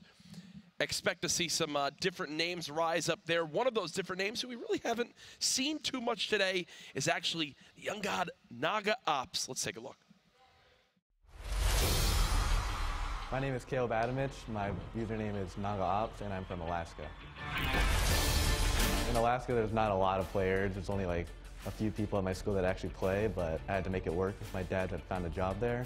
Prepare for the Secret Skirmish. I've been playing every day after school as much as I can. Sometimes I'll wake up in the mornings and play then too. I'm trying to just maximize my time and get as much Fortnite in as I can. The reason that I want to make enough money from Fortnite and make it a career is so then eventually I can donate enough money to ALS, which is a disease that my grandma passed away to last year. My grandma and me were very close and she was very supportive of me. If my grandma had seen me on stage being with the best of the best, she'd probably be very surprised. It's exciting that I'm going to be playing against like pros like Tfue, Jap, 72 Hours, and the likes of those guys. I'm also really excited to go play against these new upcomers, people that don't have as much recognition but are definitely skilled. It'd be really nice to get signed, and after I move out from high school, I'm looking forward to like joining a team or a team house, and hopefully I can pursue this as a career. Naga Ops there, playing on the main stage. A look at him in high school playing for such a great cause, and incredible to see him now on another major stage. I can't even imagine the pressure and emotion going through his mind right now. I know, you know, for us up here, this wasn't always necessarily the position that you and I have been in every single time one of these events has come around. Multiple skirmishes we had the opportunity to take part in, and I could tell you from my own experience, the pressure is extremely high. And so on top of that, being here in person with your competitors has got to be incredible. And somebody like that, he said he's sometimes getting up playing before school, goes and knocks out his normal day and comes home and gets back on the grind. And I'm sure his grandmother would be proud. Oh, most certainly. Now as we get ready for game number 6, getting the lobby all set on up, I see the players loading on in. But before we can get to it, obviously want to update you guys on what's on the line, where we stand, so you can see exactly how it all breaks down.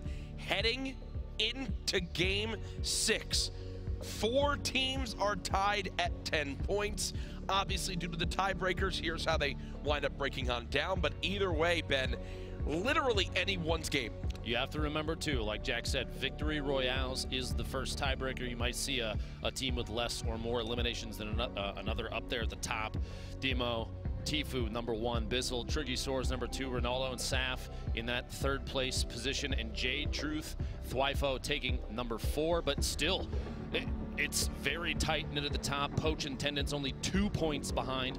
Tons of teams with 15-plus eliminations. You see Bowman and Vivid, 17 eliminations, but only 5 points. I feel like that right there is a sign that they have an opportunity here. They're putting down the Elims, Jack. Yep. They could pick up a Victory Royale, and they could shift all the way to the top. And like I said before, a massive shift from Blue Tea and Zate, based on 1 game alone, move them up 27 positions to 7th place, putting all these teams within striking distance of that 1st place, Jack. And wasn't DMO and Tfue's first game a 9-point match? So if you think about it, they had game 1, 9 points. Now, 4 games later, they're at 10.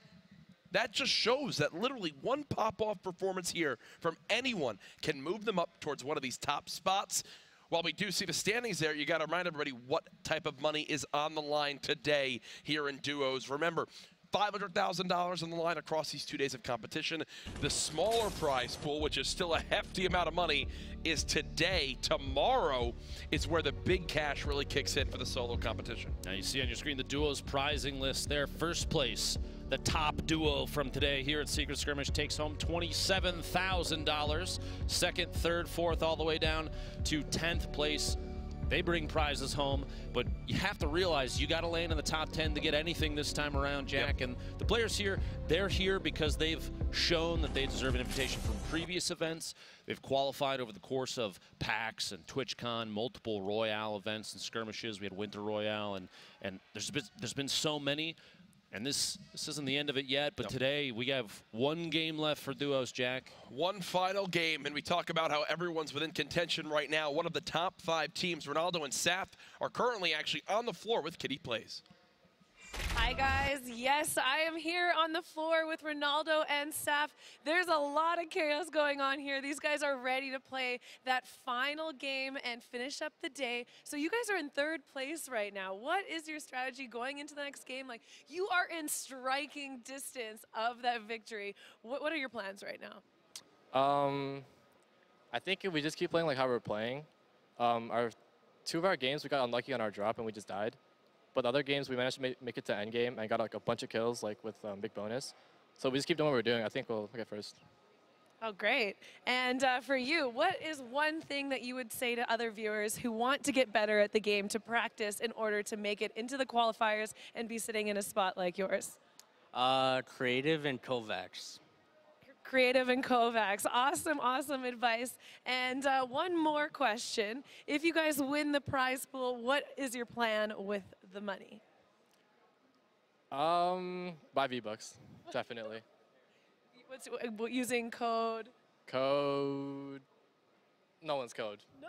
Whoa, you're going to deny people that. Okay, I see how it is. Well, thank you guys so much for talking to me today, and back to you guys. Thank you so much. No code. Not a smart decision. A missed opportunity there. They could have used Kurt JD, but they didn't. Oh, wow. You know? Thank you for the plug. I wasn't the one to do it, so I can't be yelled at. Either way, though, loving the action so far today. Biggest takeaways for me, been going around speaking with so many of the players. They are so happy with this update. I mean, from top to bottom, the way the game's playing for them so far, only positives from the people in the venue, and these are some of the 100 best players in the world, so it's good to hear. We've seen a lot of well-thought-out posts on Reddit and a number of tweets from a lot of these players with very well-done constructive criticism. I know that the Liquid guys are always very open about their opinions about certain things, and that kind of feedback.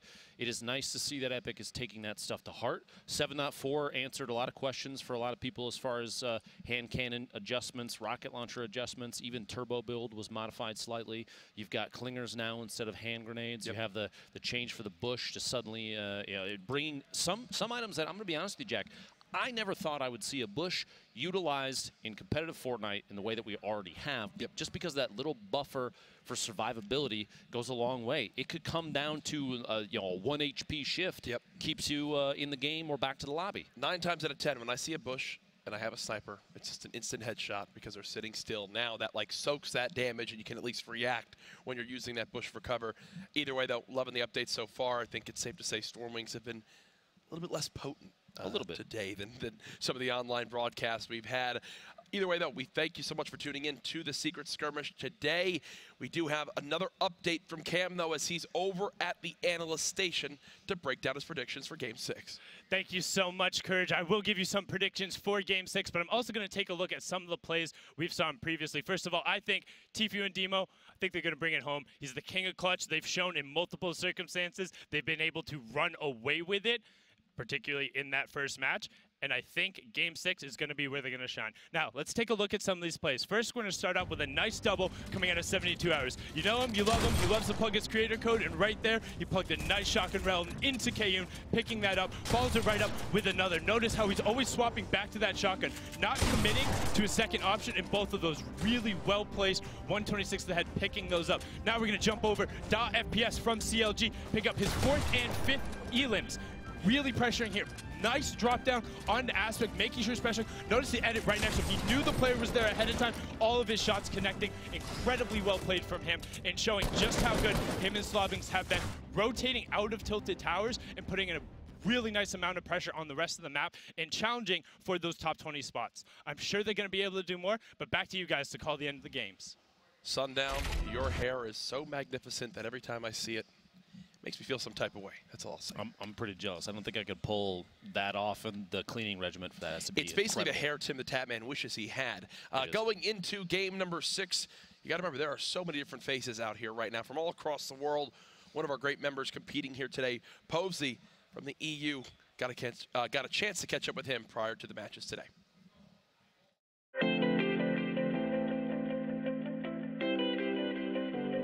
My name is Oscar, my in-game name is Povsey, and I'm from Sweden. I think what makes me a strong competitor is that I'm very good at strategizing, I'm very good at rotating, and I know my way around the map. Representing EU is it's a big burden, and it puts a lot of pressure on me, because I mean, there's only 4 people out here from EU, so I know there's a lot of people from home looking at us and hoping for us to, you know, put EU on the map, so that's what I'm here to try to do.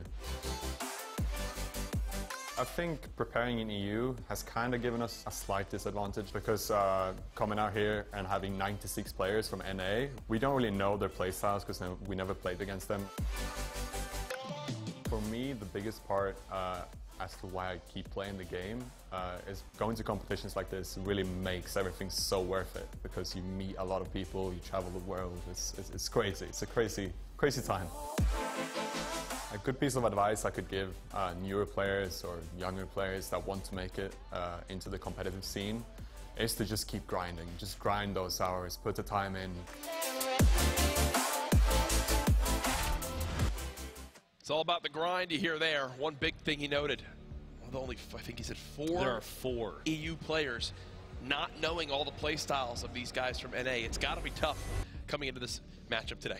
It's got to throw a little bit of a spin on how you might play originally, because in your own environment, and these guys play against the same people day in and day out. They start to memorize each other's patterns, the landing locations, and things like that. And he's in almost a randomized environment, even 100%. more so because he has a random duo. 100%. We've got some stats for him up to this point here today. See exactly how it's all breaking on down. Again, he's with Ziff. 2,742 damage dealt. 851 damage taken, 7 elims and 3 rifle eliminations up to this point. Povsey and Ziff obviously in a stack lobby, which I believe is about to begin. Jack, the bus is gassed up. The players are loaded in. Ooh. We've got 1 game left. That's Game 6 here at the Secret Skirmish Duos competition. $100,000 on the line total for all 100 of these players. Randomly chosen duos. And we're moments away from launching. Every time I see Tfue's keyboard that tilted and turned, it is mind-blowing for me. It is insane. Completely sideways. Whatever's comfortable for you, I guess. Here we go. 3, 2, 1. The battle bus has launched. It is time for game number 6, our final matchup of the night. Going into this, a northwest to southeast, completely basically down the middle of the map, cutting it diagonally. The spread here is going to be pretty even. No corner is too far, no POI. Kind of out of contention. Going into game 6, Jack, with such a tight spread between the top, we'll say 7, 10 teams probably. How do you play it? What's the call? Do you play aggressive? Do you get those early game eliminations and try and push even 1 or 2 points out? Or are you going to play slow and go for the victory royale? I go for a normal style, and it sounds cliche, but here's why. A lot of these guys who popped off and had these monster games, it's not because they're getting 6 eliminations off the break or W keying mid-game. It's because they're getting to the later points of the game when there's 60 players left in this lobby and doing a fantastic job of just peeking their heads out and farming eliminations to move them up into those points. You see the little fun fact there about Tfu's damage dealt, damage taken. Pretty impressive stuff, as they have solo claimed Frosty Flights, and people know this is where Tfu lands. Looks like no one wants to challenge him early on. This is a pretty solid shift, too, from, if you recall, back in the day before this season started up and we had the Glacier collide with the map. That southeast corner was kind of the go-to. It was a really highly concentrated material drop. There were a lot of chests. Loot was abundant.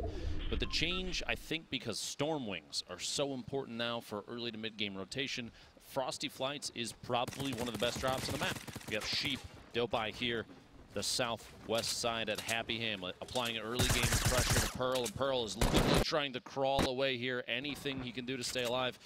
Just barely picked up a pump shotgun, it sounded like, but those jump shots there from Dopai, and Sheep going to secure the first 2 eliminations for this duo. Yep. That crossbow, come on, pick it up, boys, go back for it. You could just tell they knew exactly how weak he was. It's so key to communicate and know they've got the advantage. And it's also weird because in that situation, you're not really thinking, let's push him before he can heal. You're more thinking, let's push him before another team can get involved, right? And here's an example of that. As Anthony and Clarity are nearby, you can tell Anthony's already taken a ton of damage to drop down to just 14 HP. But it's that mindset. Get aggressive before these two can come and shoot us in the back while we're in this fight.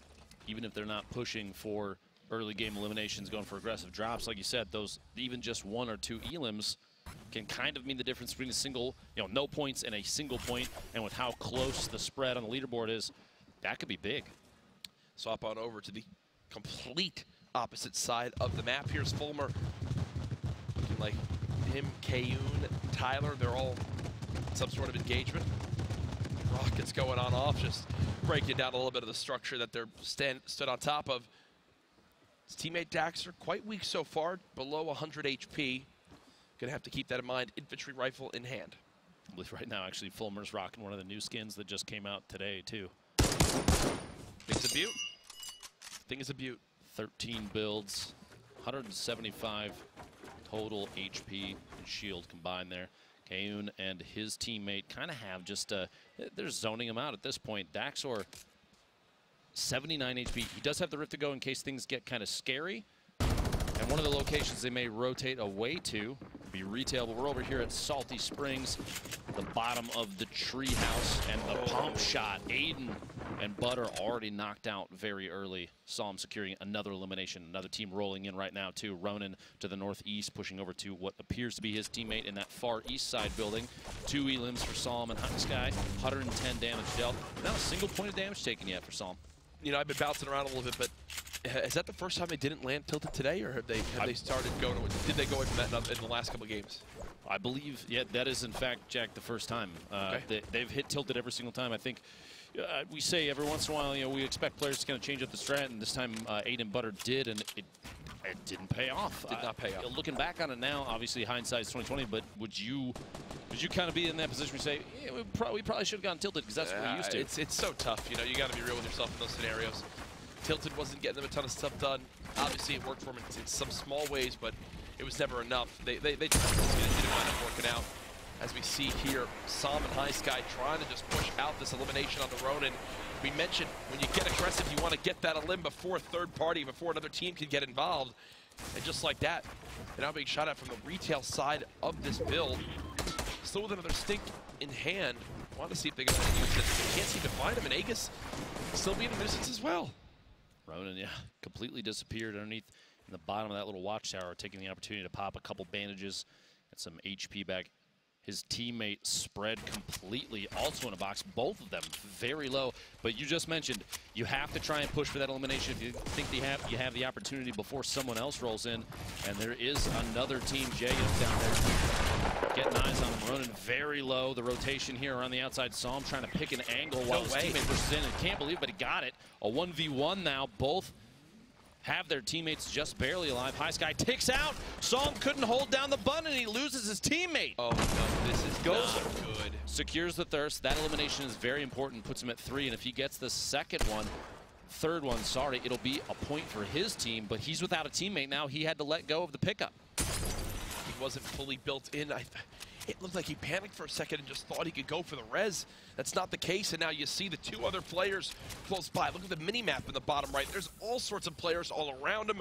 A Stormwing flying overhead. What looked like a free elimination onto Ronan winds up being Ronan turning things around at 10 HP, getting the knock on the 1, and then at least an elimination on the trade. Aegis is rotating away. Looks like he doesn't want to be a part of that. I think knowing full well that Blind and Jae Young, or at least another team, is sitting nearby south side of this little the watchtower. Psalm is going to try and loot up, finish cleaning up anything that he's left behind there, potentially maybe getting pushed soon. But this is not the only interaction we've got going on here. Kevy also and his teammate, which we'll kick over to here in just a second. Jayamak down there. This is where Aegis, you see Aegis still rotating away in the background over there. Jayamak very, very low. Bouncing around each other right now. Kevy just trying to secure kind of the perimeter there. Jayamak 0 elims. Kevy with 2 of his own. Not doing too bad. Some shots coming in. It's like German JDW, kind of our underdog. Those two are so used to playing together from a history of running duos that it would not surprise me if they have a pop-off game here in Game 6 for Secret Skirmish, the Duos Day. It just kind of comes natural for them. They're playing together for so long and splitting and now being randomly... It blows my mind, the luck of randomly getting chosen and put back on the same team. Imagine if it was like Tfue and Cloaksy, the amount of there would be a riot here. There would be rigged would be the whole chat the whole time. Nothing but chat. As now Kevy and Jayamak continue to farm on up as much as they can. Stormwing flies overhead. You saw on the map, still 81 players remaining as the first zone closes. In just 7 seconds, action going on everywhere. One of the main focuses to this point, Nick Mercs and Harmful. Looks like they've now left Tilted Towers as the zone is pushed on in. 0 elims to this point, Lupo. Shouldn't be a big deal. They've had a number of at least decent games. Hoping for a big push here from Nick. Drop a huge bomb like he did, I believe it was at Twitch. He had made the shot at Zexro. And there, it looks like there was a slight miscommunication because Nick went to go fire the heavy sniper, but his teammate shot first instead. And by shooting, they got the wall down. They popped the rip to go. Are they going to try to rush this and use this as well? Looks like Nick's absolutely I think so, because they're far from the zone. He got it. He got it in time. And now Nick can fly towards the new zone, which I think this is super smart. He is taking some damage in the sky, though. Fun fact there on the left side of the screen. And Nick and Harmful are averaging 5 elims a match right now, which is huge. Zexro very low up top, and neither of them, Harmful and Nick, could land that drop up rocket with launcher. Zexro. Nope. No luck. A Chug Jug, though, a full shield. Nick's going to pop that real quick. Harmful picking up the Chug, and we may see him use that as well, potentially. Nope.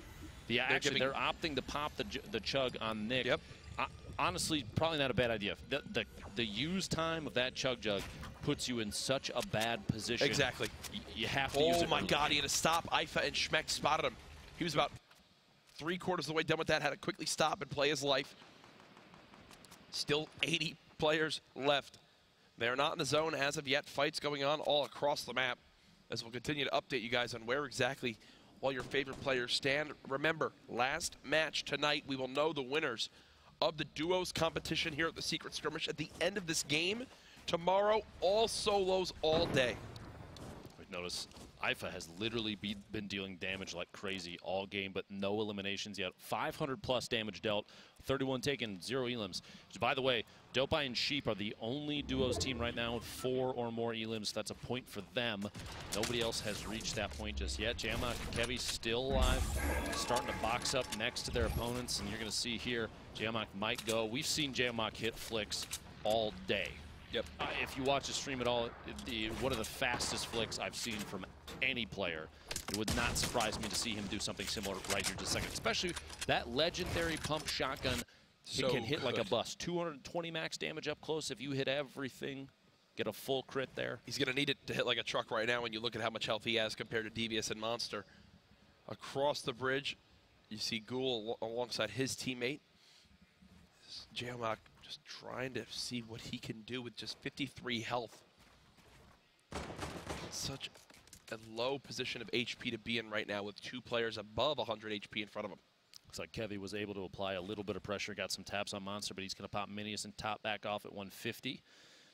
Devious is both trying to look for an opportunity. They don't know that Geomach is low, but like you said, the attempt, the shot through, quickly editing a window to take an opportunity through Geomach's window and can't land it. Kevy applying pressure from above and does get hit, which means pressure might shift here. Geomach and Kevy might have to pull back in just a second, which might mean Devious and Monster have an opportunity to push.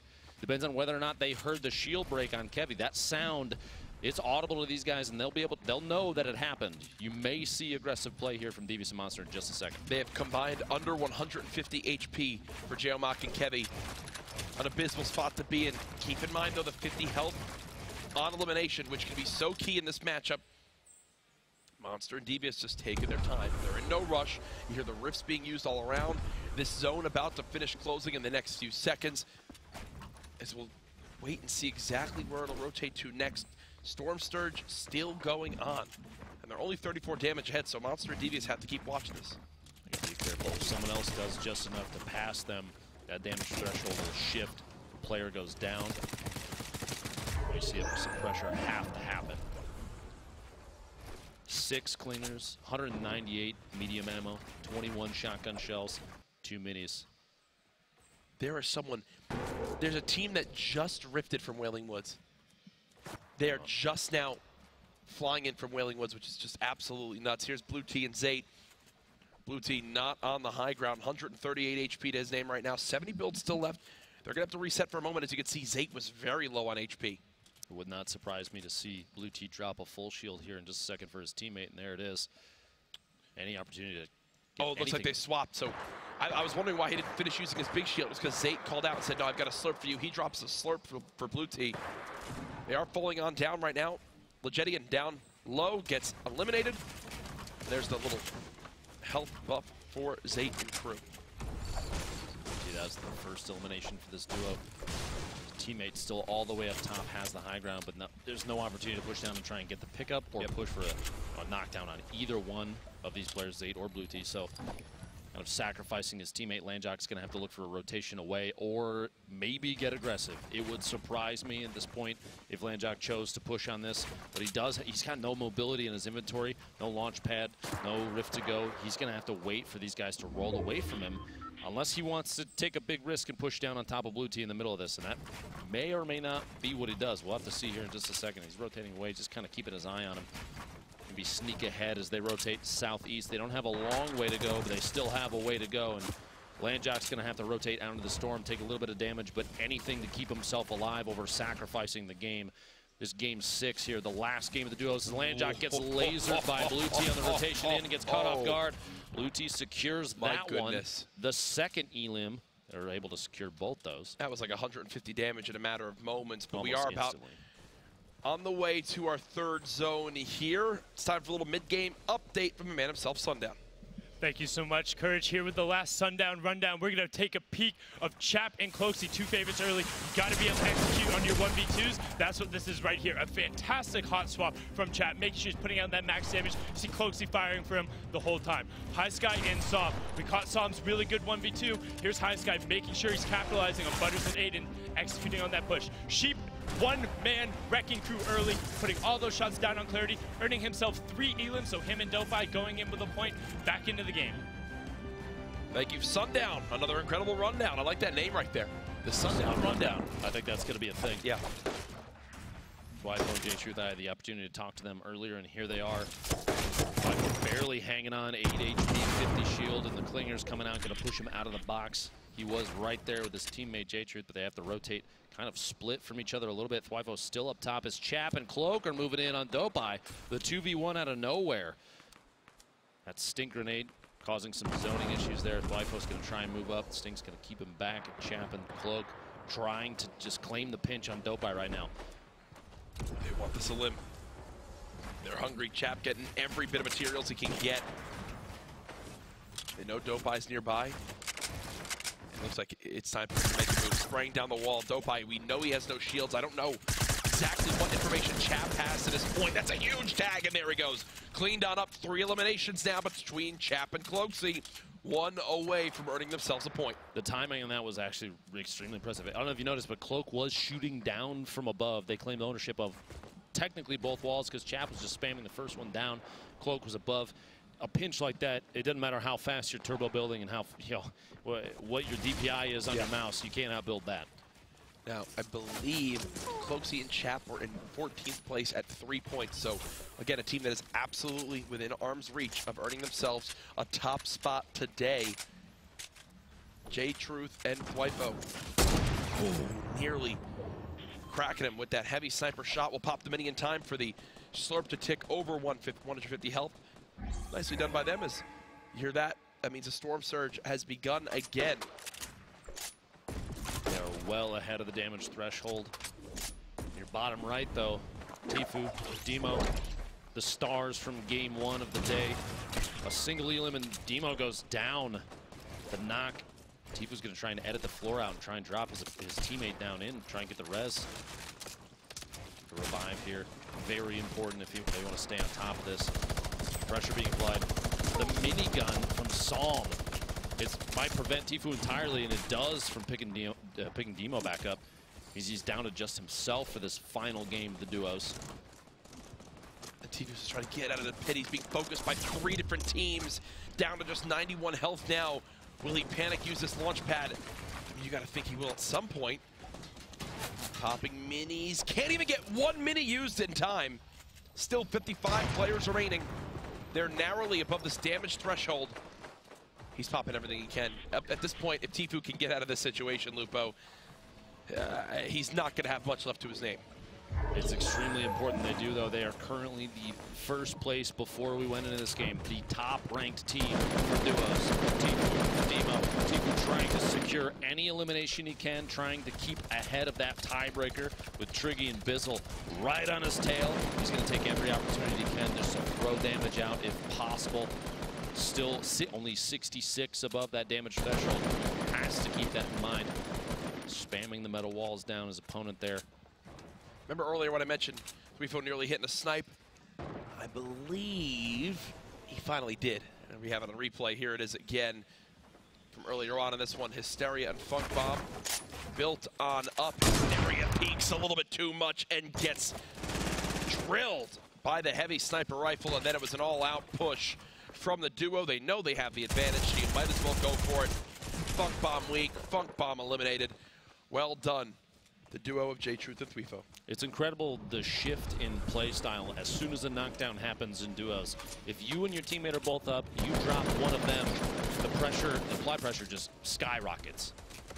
And Tfue is getting lasered from the same team up on this hill. Down to just 69 HP right now. He'll pop the slurp and then 2 minis, and then you gotta think it's launch pad time as he still has to move into the zone. Checking to make sure all of his weapons are reloaded. J-Truth now at 4 limbs between this duo. They're at 1 point this game, Lupo. J-Truth and Thwyfo are sitting probably in a better position than almost anybody else, especially because 8 RPG shots remaining. Thwyfo has the heavy sniper rifle. That's a combo of knocking Here it is, walls right here. out. It's going to happen right here. Literally right there, as you're talking about it. Lupo sees the future. Nick Merckx goes down to the heavy sniper RPG combo. Jack, I don't know if I'm clairvoyant or just play way too much Fortnite, but that was almost a scripted shot there. As the knockdown on Nick Merckx comes out. Rigged. Multiple players stuck down to the bottom. It became a shooting gallery for the number of teams that had vision on what was left of that team. Multiple elims picked up, but it looks like J-Truth and Thwyfo stay at 4 total. That's still a point. Flossen still alive. Here it comes again. Here it comes again. Number 2. On the Flossen. Back to back. There's the knock as well. The strategy's so powerful, Jack. I mean, to be honest, this is why a lot of players called for the They're now at 7 eliminations. The elim shift happened so fast, from 4 to 7, like it was nothing. This is why a lot of players were calling for the nerf to the RPG deagle combination, right? And this is the Big Daddy version of it with the heavy sniper rifle. It might be a little bit slower, but clearly on your screen you can see it's just as effective. 27 players, 26 players remaining, 16 duos. The final match for duos in the Secret Skirmish here. Dwifo, J-Truth asserting dominance. One away 7 elims, one more. Another point. And then we get into big bonus territory, Jack. Things start getting crazy. On the right, a look at your format. They're pushing on in. 15 duos in total, 23 players still alive. Grifo and J-Truth. 7 elims up to this point. If they can get to 8, that puts them at 3 points earned this game so far. They're spraying on in. They know Naga Ops has to be weak. RPG in hand. Is it time, folks? No! Oh, no! It's an absolute collapse! And the headset is ripped off as he realizes his ultimate weapon of destruction is his downfall in the final game. You hate to see it, Jack. You hate to see it. The wall block coming in absolutely crucial right there. Ronaldo and Saf still alive. The ultimate high ground here dropping down. Maybe a trap opportunity on his opponent. Saf's trying to push out of the storm. Stay just barely ahead of it. Every step of the way matters huge. Takes a little bit of fall damage as his structure. The branch he was on gets knocked out as his opponent is actually getting pinched from the back. Ghoul gets knocked down. The thirst there. Saf picking up just enough HP, 50 there to stay alive in the storm, but it's ticking away. He's got no builds. 10 HP per tick, Jack. He's got to push in and stay ahead of this thing if he wants to stay on his game. And this is key here. The next player who dies falls just on the outside of the skirt. There you go. Base Soldier gets knocked and eliminated. You see 6 teams remaining. Whoever winds up getting dropped next, there's a placement point, another one! Oh my, Saf now at 5 elims, and he's earned his team another point as well for placement. Saf continues to do it. He's dropping him down, Saf with another. Oh my God! Oh my God! Saf with the most ridiculous endgame moments brings his team from 1 elim to 8, and the victory royale. They might have just won. On that game alone, the last 30 seconds. The duo competition.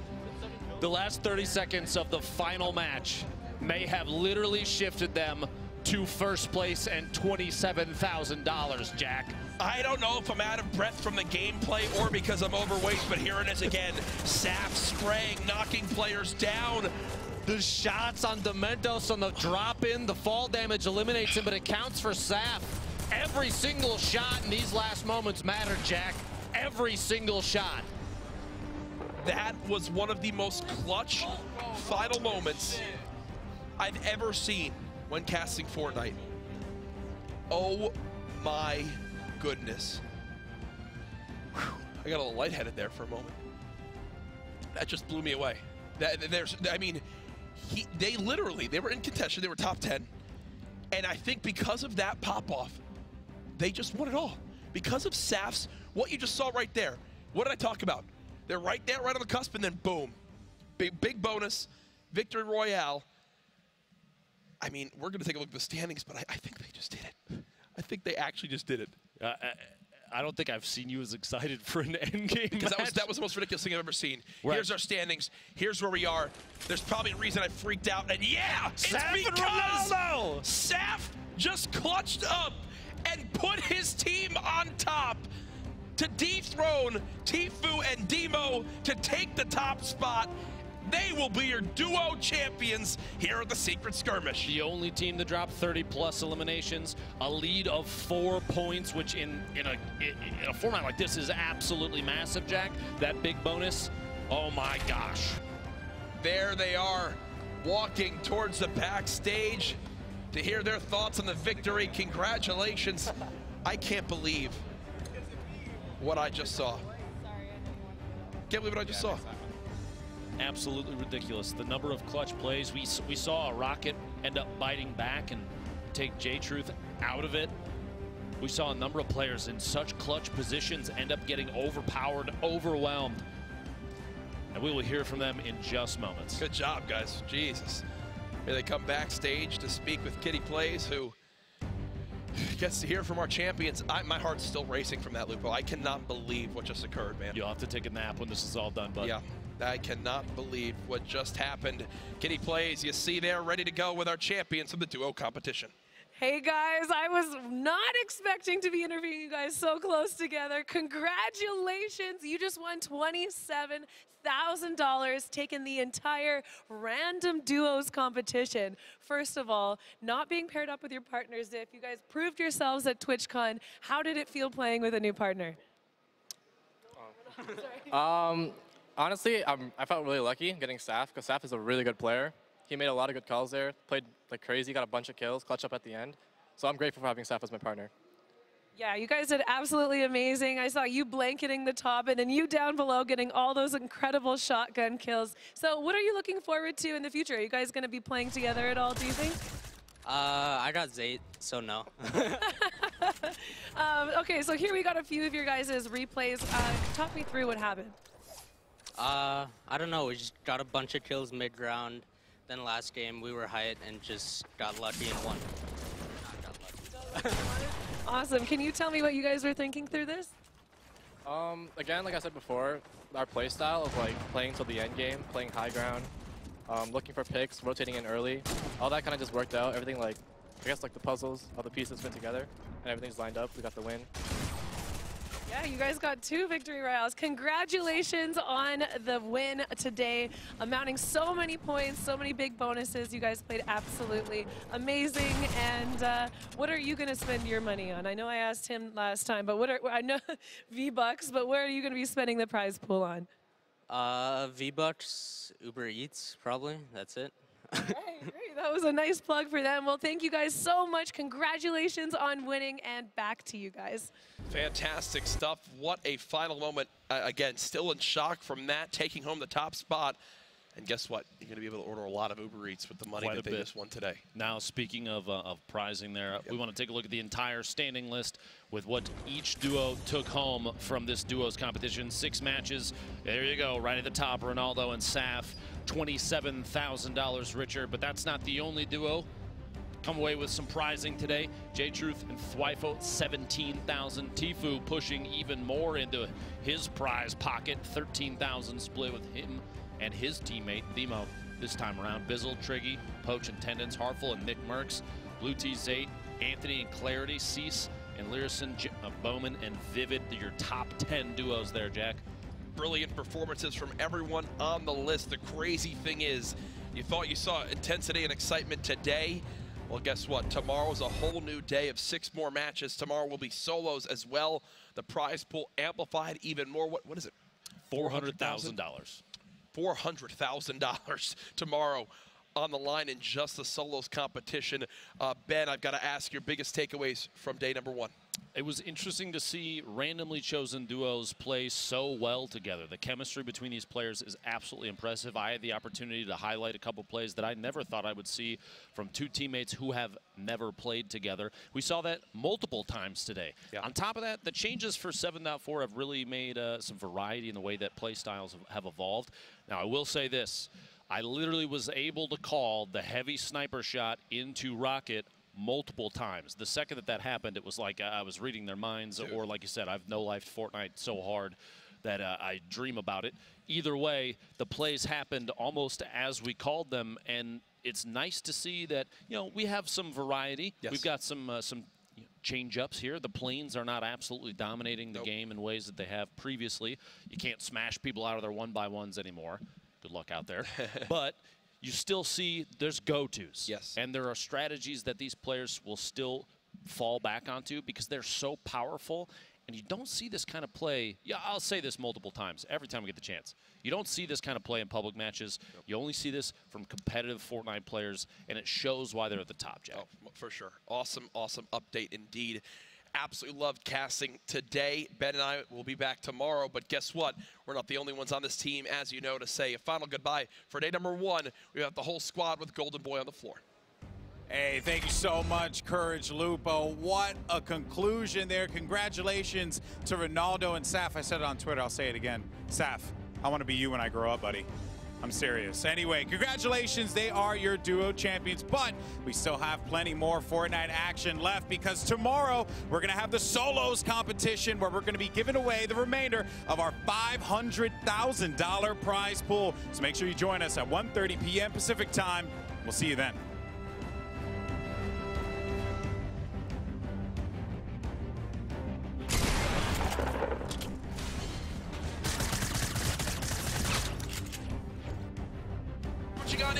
DMO and Tfue trying to break through these walls. Sam's still on the high ground. Sam now weak, and there he goes. DMO and Tfue, 11 eliminations and the victory royale.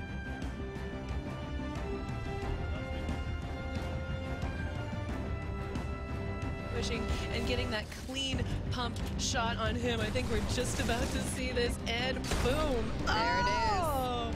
Oh my gosh, congratulations to Bizzle, the teammate of Demo.